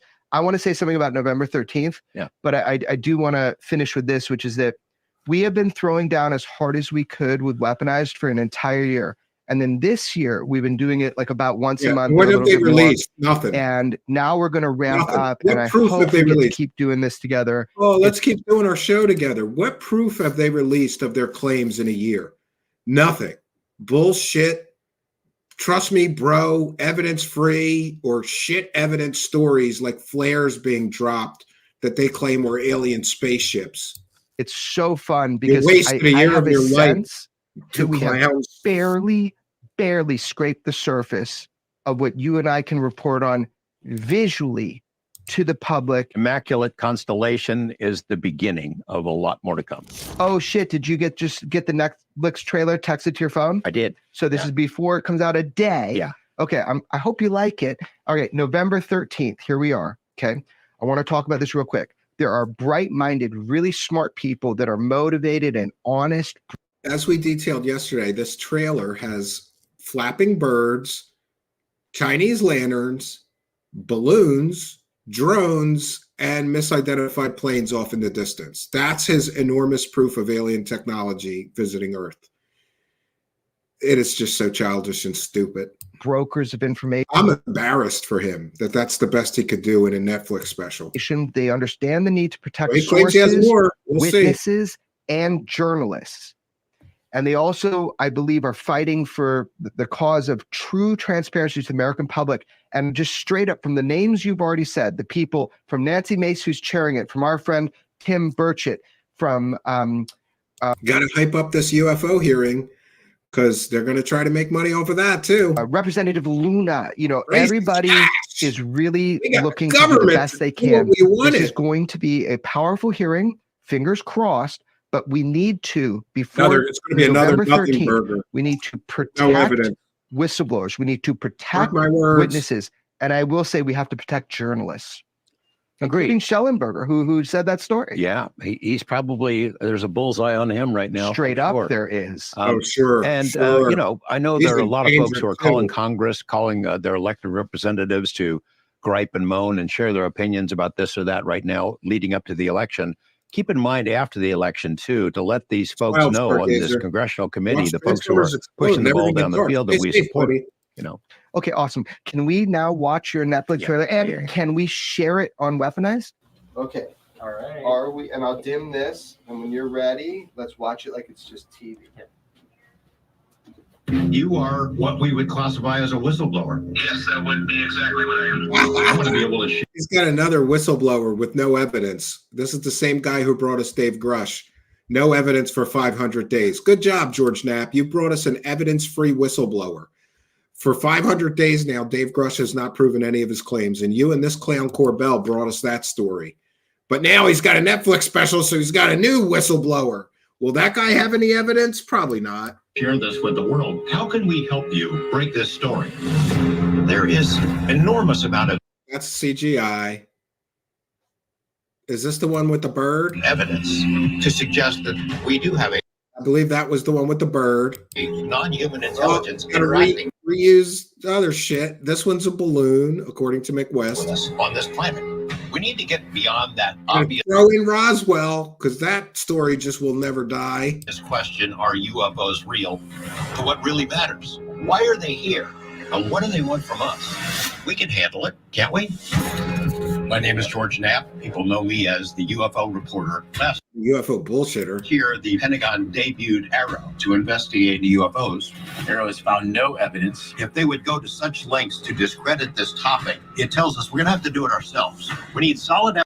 Deceptive editing. Arrow didn't say they found no evidence of UFOs. They said they found no evidence of alien visitation on Earth or alien technology. Evidence, and we need it now. We had some pretty dramatic UFO encounters all over the world. Como se tivesse me queimado. Wow. Something weird happened to those bulls. Oh, cattle. A cow died. It must be aliens. What happened in Phoenix was seen by thousands of people. Federal agents were confiscating Phoenix Lights. Videos afterwards. So as far as you're concerned, Lieutenant, it never happened. We are not alone. The technology that we face Oh, you got to use that government footage. was far superior than anything that we had. And I can't remember what Mick West said that was, but it's misidentification. Vimos una luz alrededor de Not la a isla. UFO. There will be some information that's going to be put out. They will shock the world. The more we can bring out of And I'm not sure, but I think that one guy in this trailer is one of Stephen Greer's evidence-free, quote, whistleblowers, unquote. Now we have crop circles, which are almost always identified as man-made by hoaxers. the shadows, the closer we get to answers.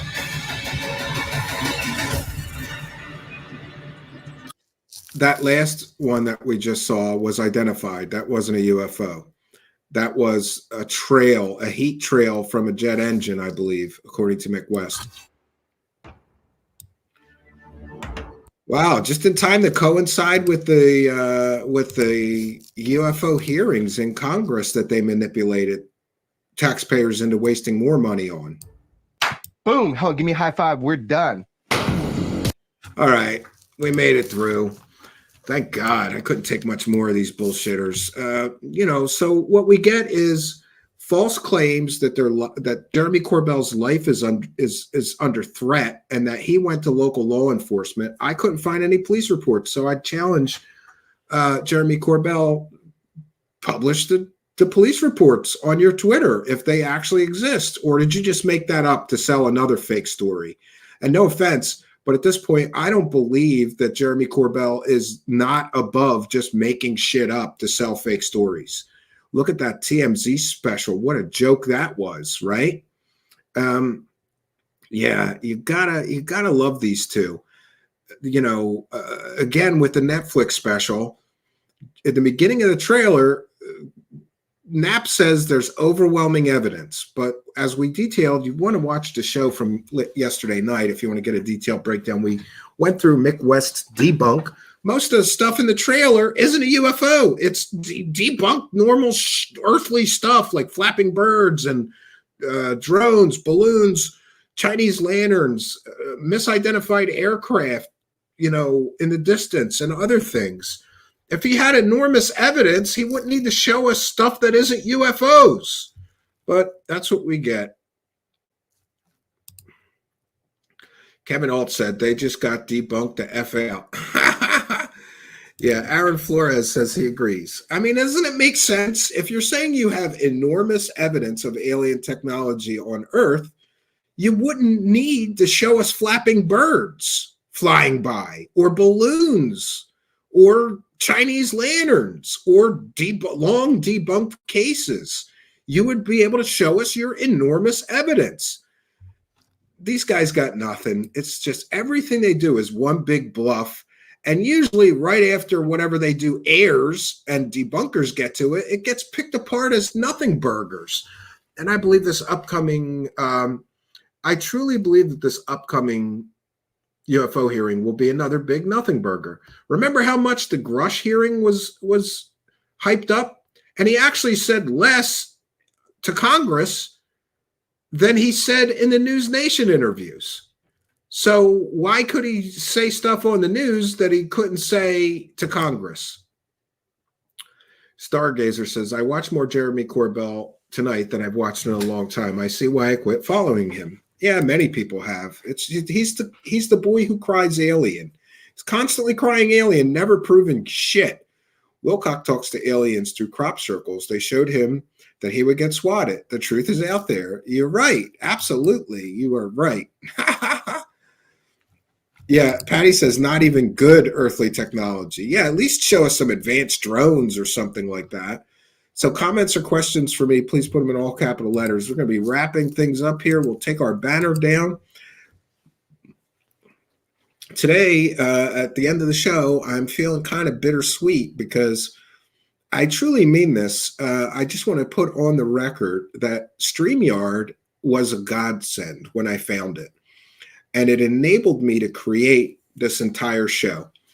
It enabled me to before doing this show, I used to do an audio podcast that was pre-recorded and edited out the wazoo, and you got to put all the commercials in before you upload it and all this other stuff. And it would take me a week to do 1 2-hour episode doing it the old way, which wasn't live. And I got to tell you that I was absolutely terrified to do the show live because I was so used to having the control of editing. You know, for those unaware, if you pre-record the show, if you misspeak, you just cut it out. If you go too long with a guest, you just edit it down to the format you need. Like, oh, I went 2 hours and 15 minutes with this guest, so I got to find 15 minutes of this to cut out. And it was such a slow, tedious process doing the show, which I did before. It was called the Midnight Hour before this one. I felt the need to rebrand what I was doing because I felt like, well, this is going to be live. We'll have the live interaction with the audience. We'll have live guests. It's going to be much different show. So we rebranded to Truth Seekers. But in any event, I want to thank Gage, the former CEO of StreamYard, who I talked to several times. That's how great StreamYard was when I found them. You could talk to the CEO of the company, and if you had problems or concerns, either he would help you or he would get one of his people on his team to help you. He had all kinds of technical experts, whether you're having audio issues, video issues, issues making parts, bumpers, overlays. You can always talk to somebody and get the help that you needed. StreamYard, God bless the guys, the founders, Gage and the others who started StreamYard. They did a tremendous job creating incredible software that enabled hundreds, thousands, tens of thousands of people to create their own show. And, you know, if somebody would have told me 20 years ago that I'd basically be doing a television show from my own home and broadcasting it to the tune of millions of views, Truth Seekers have gotten collectively, for all the work we've done, we've gotten millions of views. I never would have believed you. The fact that you could literally just make a television show in your own home, it's incredibly empowering software and technology. And I'm really big. I've always been, for those unaware, I've always been kind of, I've always been the benefactor of new and emerging technologies. I was doing digital audio on a computer, making music on a computer before most people even knew it was even possible. And eventually I got into digital video on a computer, again, before most people even knew it was possible.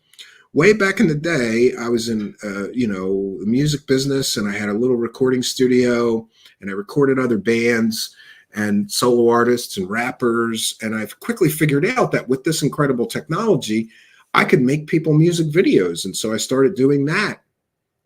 And then, of course, I will always consider finding live streaming to be sort of the next evolution of that, being the benefactor. It's good to be the benefactor of new, incredible software and technology.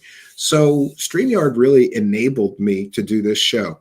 And I'm so thankful to Gage and his previous team and all the help that they've given me. So while I am no longer a fan of the current owners of StreamYard, they were bought out, as I understand, by venture capitalists who are basically doubling the prices, removing all the features, and they've all but killed customer service. You can't get answers to your questions unless you go to a Facebook group, and it's really other users that are helping you, not the company itself. And the fact that the venture capitalists are so greedy to both double the price, then remove features and want even more money to get those features back that I was already paying for, and by the way, I'm not accusing them of any legal wrongdoing. It's true that I agreed to a certain price, whether it was like $49 and they raised it to $89, but it's almost a 50% increase. They didn't ask for my consent. They didn't send me, to my knowledge, any notification like, hey, we're almost doubling your price, and we removed a whole bunch of features you need and we're paying for before, and you have to pay us even more to get those features back. I feel like that is an abuse, and I'm not going to pay a company that is literally abusing me. So we will be switching to software called EVMux, and I want to give a shout out to them. EVMux is much like StreamYard. So if you're a StreamYard user and you too feel like you were abused or taken advantage of, and like I said, I'm not accusing them of legal wrongdoing. I'm sure somewhere in the EULA, the end user license agreement, that 27-page document that nobody signs, I'm sure somewhere in there they have lines that basically say we can remove any feature, we can charge you whatever we want without notifying you, you have to cancel. And so this may be the last show with the StreamYard software. Now, here's what I will tell you. The good news is that the EVMux software is, I believe it's much, much better than StreamYard. And they are sort of like young and hungry. They're a young and hungry company. And they're taking advantage of this.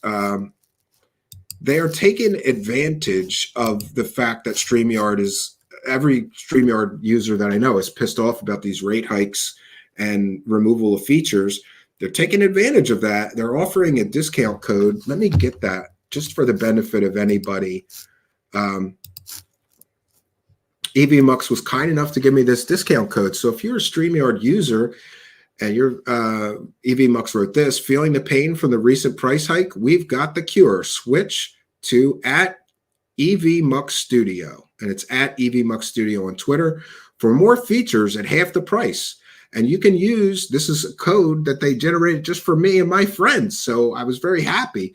You can use this code, Painkiller 2024, if you sign up for EVMux and get an additional 15% off for 6 months. And hey, that's great. So if you're a StreamYard user, I know Erica Lukes from Expanding Frontiers Research is looking to switch, and about 20 of my friends that have shows or podcasts, everybody's looking to switch. So if you check out EVMux, and so far I'd highly recommend it.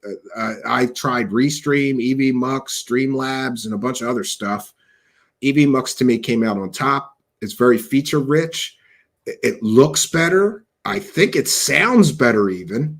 Anyway, I'm not sure how many of you run shows, but if you're having that problem, Painkiller 2024, and it's capital P, and then the rest lowercase, Painkiller 2024, you can get an additional 15% off for the next 6 months. And I think we went from we were paying StreamYard something like $89, I think, and now we're going to be paying something like $22. That's quite a discount, and there's more features, and I can finally use the multicams again. And I'm so happy to say that most of you know that the other studio with the multicams, it's crazy hot in there in the summer and the early spring or early fall. I can't broadcast in there without blasting in the air. That creates audio issues. So we've been here in a temporary spot. So I think next week's going to be big for us because we're switching to this new software. I got to tell you, it looks great. It's better. There's like more animated stuff, and it just looks much more professional. It's a quarter of the price that we were paying, and I get the multicam back, and I get to be in my I much prefer doing shows in my office there.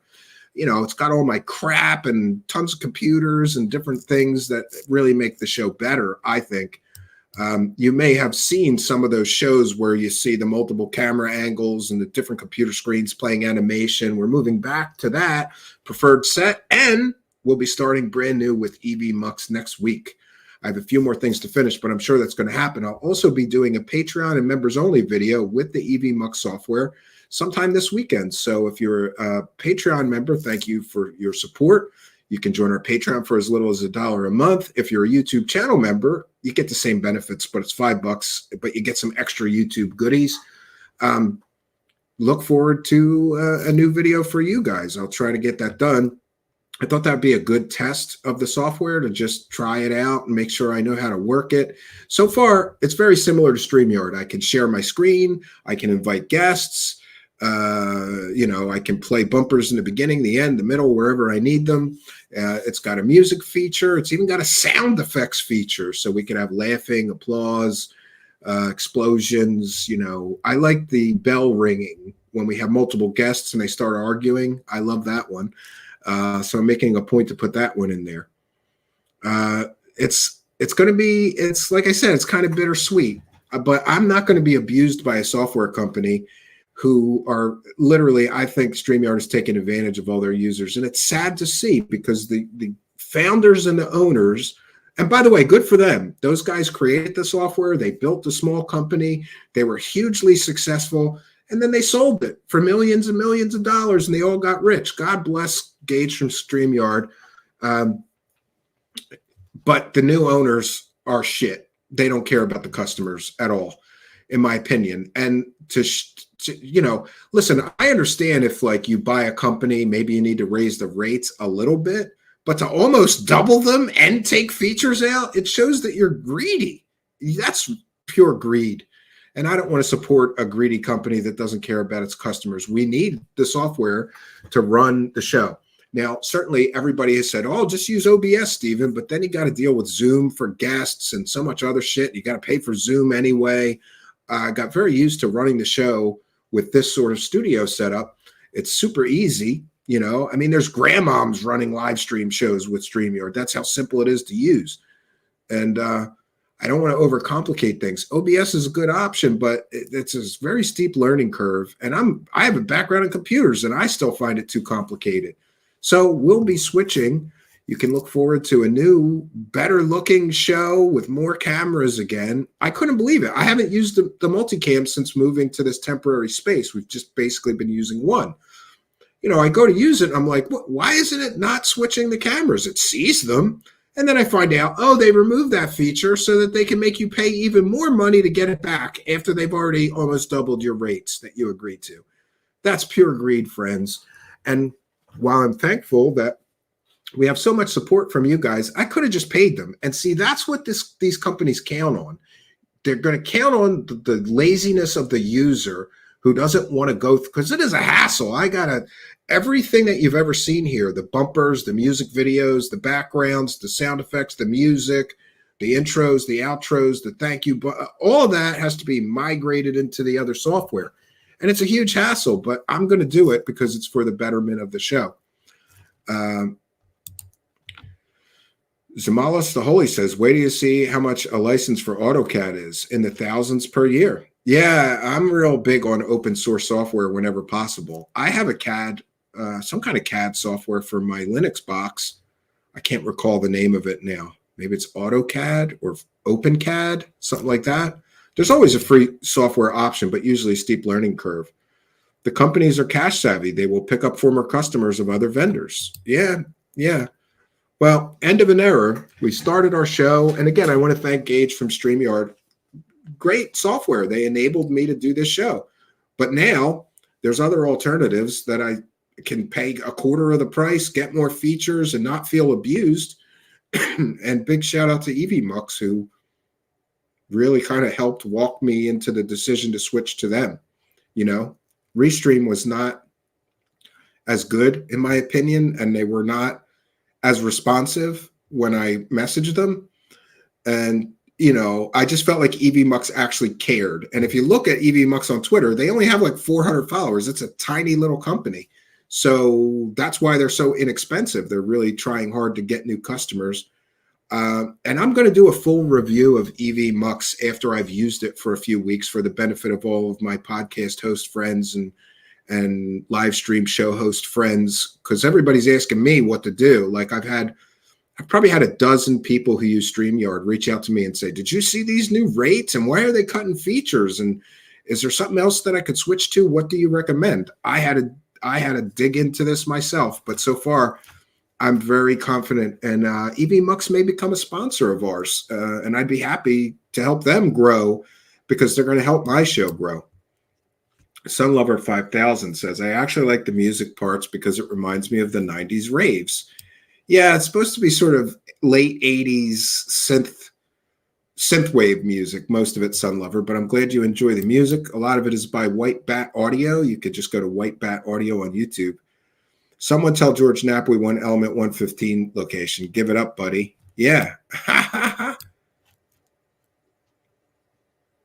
All right, so I think we've done our due diligence. I'm not sure when I will be returning. I'm heading to the cabin tomorrow. I was supposed to go tonight, but since my son is sick, I have to stay home to take care of him for one more day tomorrow.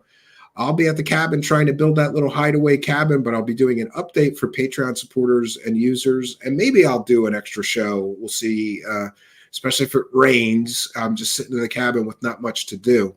We'll see if we can't get another show in. So we've done our due diligence, and it feels weird to me to be signing off of StreamYard for possibly the last time. Now, things may go wrong, and I may need another week on StreamYard, but I'm hopeful that I'm gonna tell them I want to cancel and give me half my money back because I didn't use the full month. We'll see how they react to that. So just to wrap up, George Knapp and Jeremy Corbell with another big anonymous source bluffed story. No surprises there. And Chase the Carrot, November 8th and November 13th. Big things are coming, like birds flapping and, nonsense. I just am fascinated by these guys' ability to praise the cash. Jeremy Corbell praised the cash to the point of buying $1 million homes and a Cybertruck. Good for him, but I don't think that you get points in life for making a lot of money by lying to people and selling them bullshit. But hey, maybe that's just me. So what else can I say, friends? That's all I got for you. Until next time, my name is Stephen Cambion. Good night, and God bless all of you.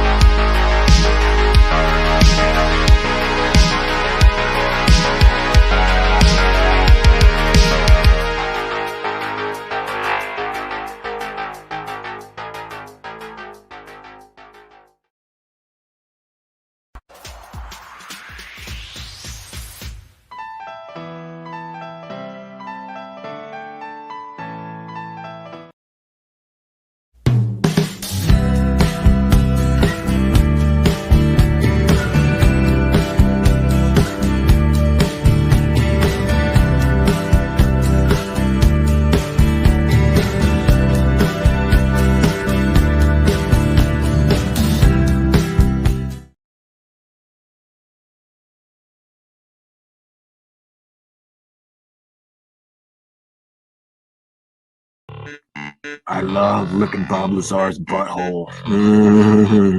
It's my favorite butthole to lick.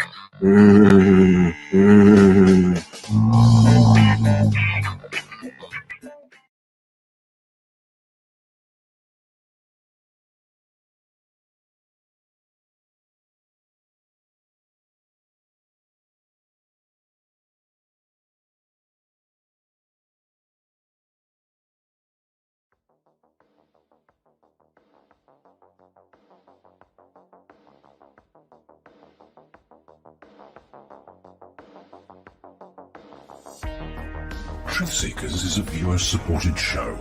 Wonderful people like you who enjoy this show Send pledges in the form of super chats, super stickers, super thanks, PayPal, or Cash App. Instructions for how to help are in the description.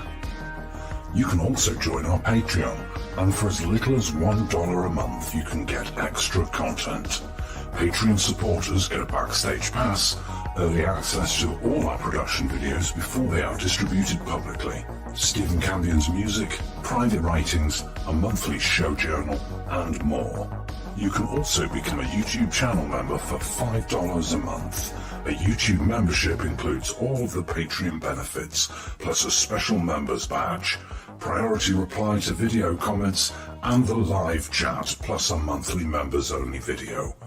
We thank you all, kind and generous benefactors, for supporting Truth Seekers. Thank you for your generosity and support.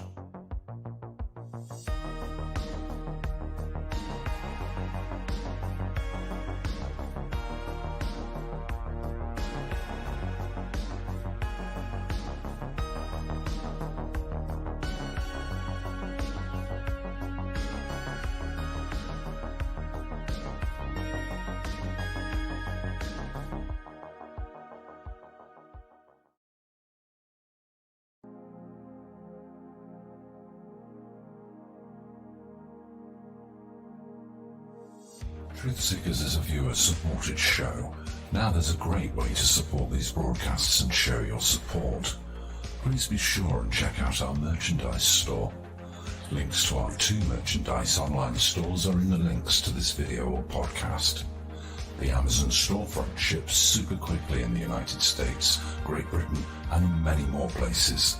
Amazon may not ship to your country or location. If that's the case, hit our second merchandise link in the description and visit our Redbubble storefront. Merchandise from our Redbubble storefront ships worldwide, but may take longer than Amazon. We've got a great deal of super high quality merchandise for you to choose from, including t-shirts, phone cases, sweatshirts, and even pillows. The feedback from our products have been overwhelmingly great. Quality products and fast shipping. People all over the world are buying some merchandise and showing their support of the show. Praise the cash! Praise the cash! Praise the cash! We thank you all, kind and generous benefactors, who are buying some merchandise and helping us to continue this journey.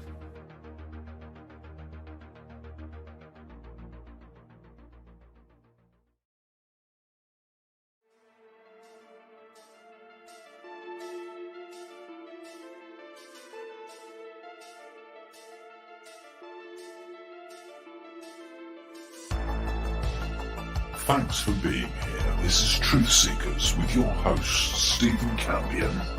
Please rate, like, and comment on our videos or podcasts. If you are listening to an audio podcast, please rate us 5 stars to help us rise in the search rankings. If you are watching on YouTube, please like, comment, and subscribe to our channel. If you're listening to an audio podcast, we love and appreciate you listeners, but you are missing the live tapings.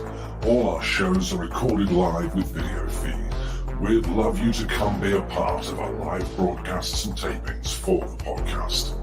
Head on over to YouTube, click the search tool, the little magnifying glass, put Truth Seekers, one word in the search bar, and hit enter. You'll see a strange and mysterious guy with sunglasses. That means you found the channel.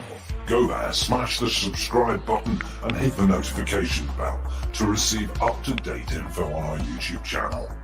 We welcome you to be a part of our live taping and our chat group during the live broadcasts. Seek the truth. Speak the truth. This is Truth Seekers. Truth Seekers.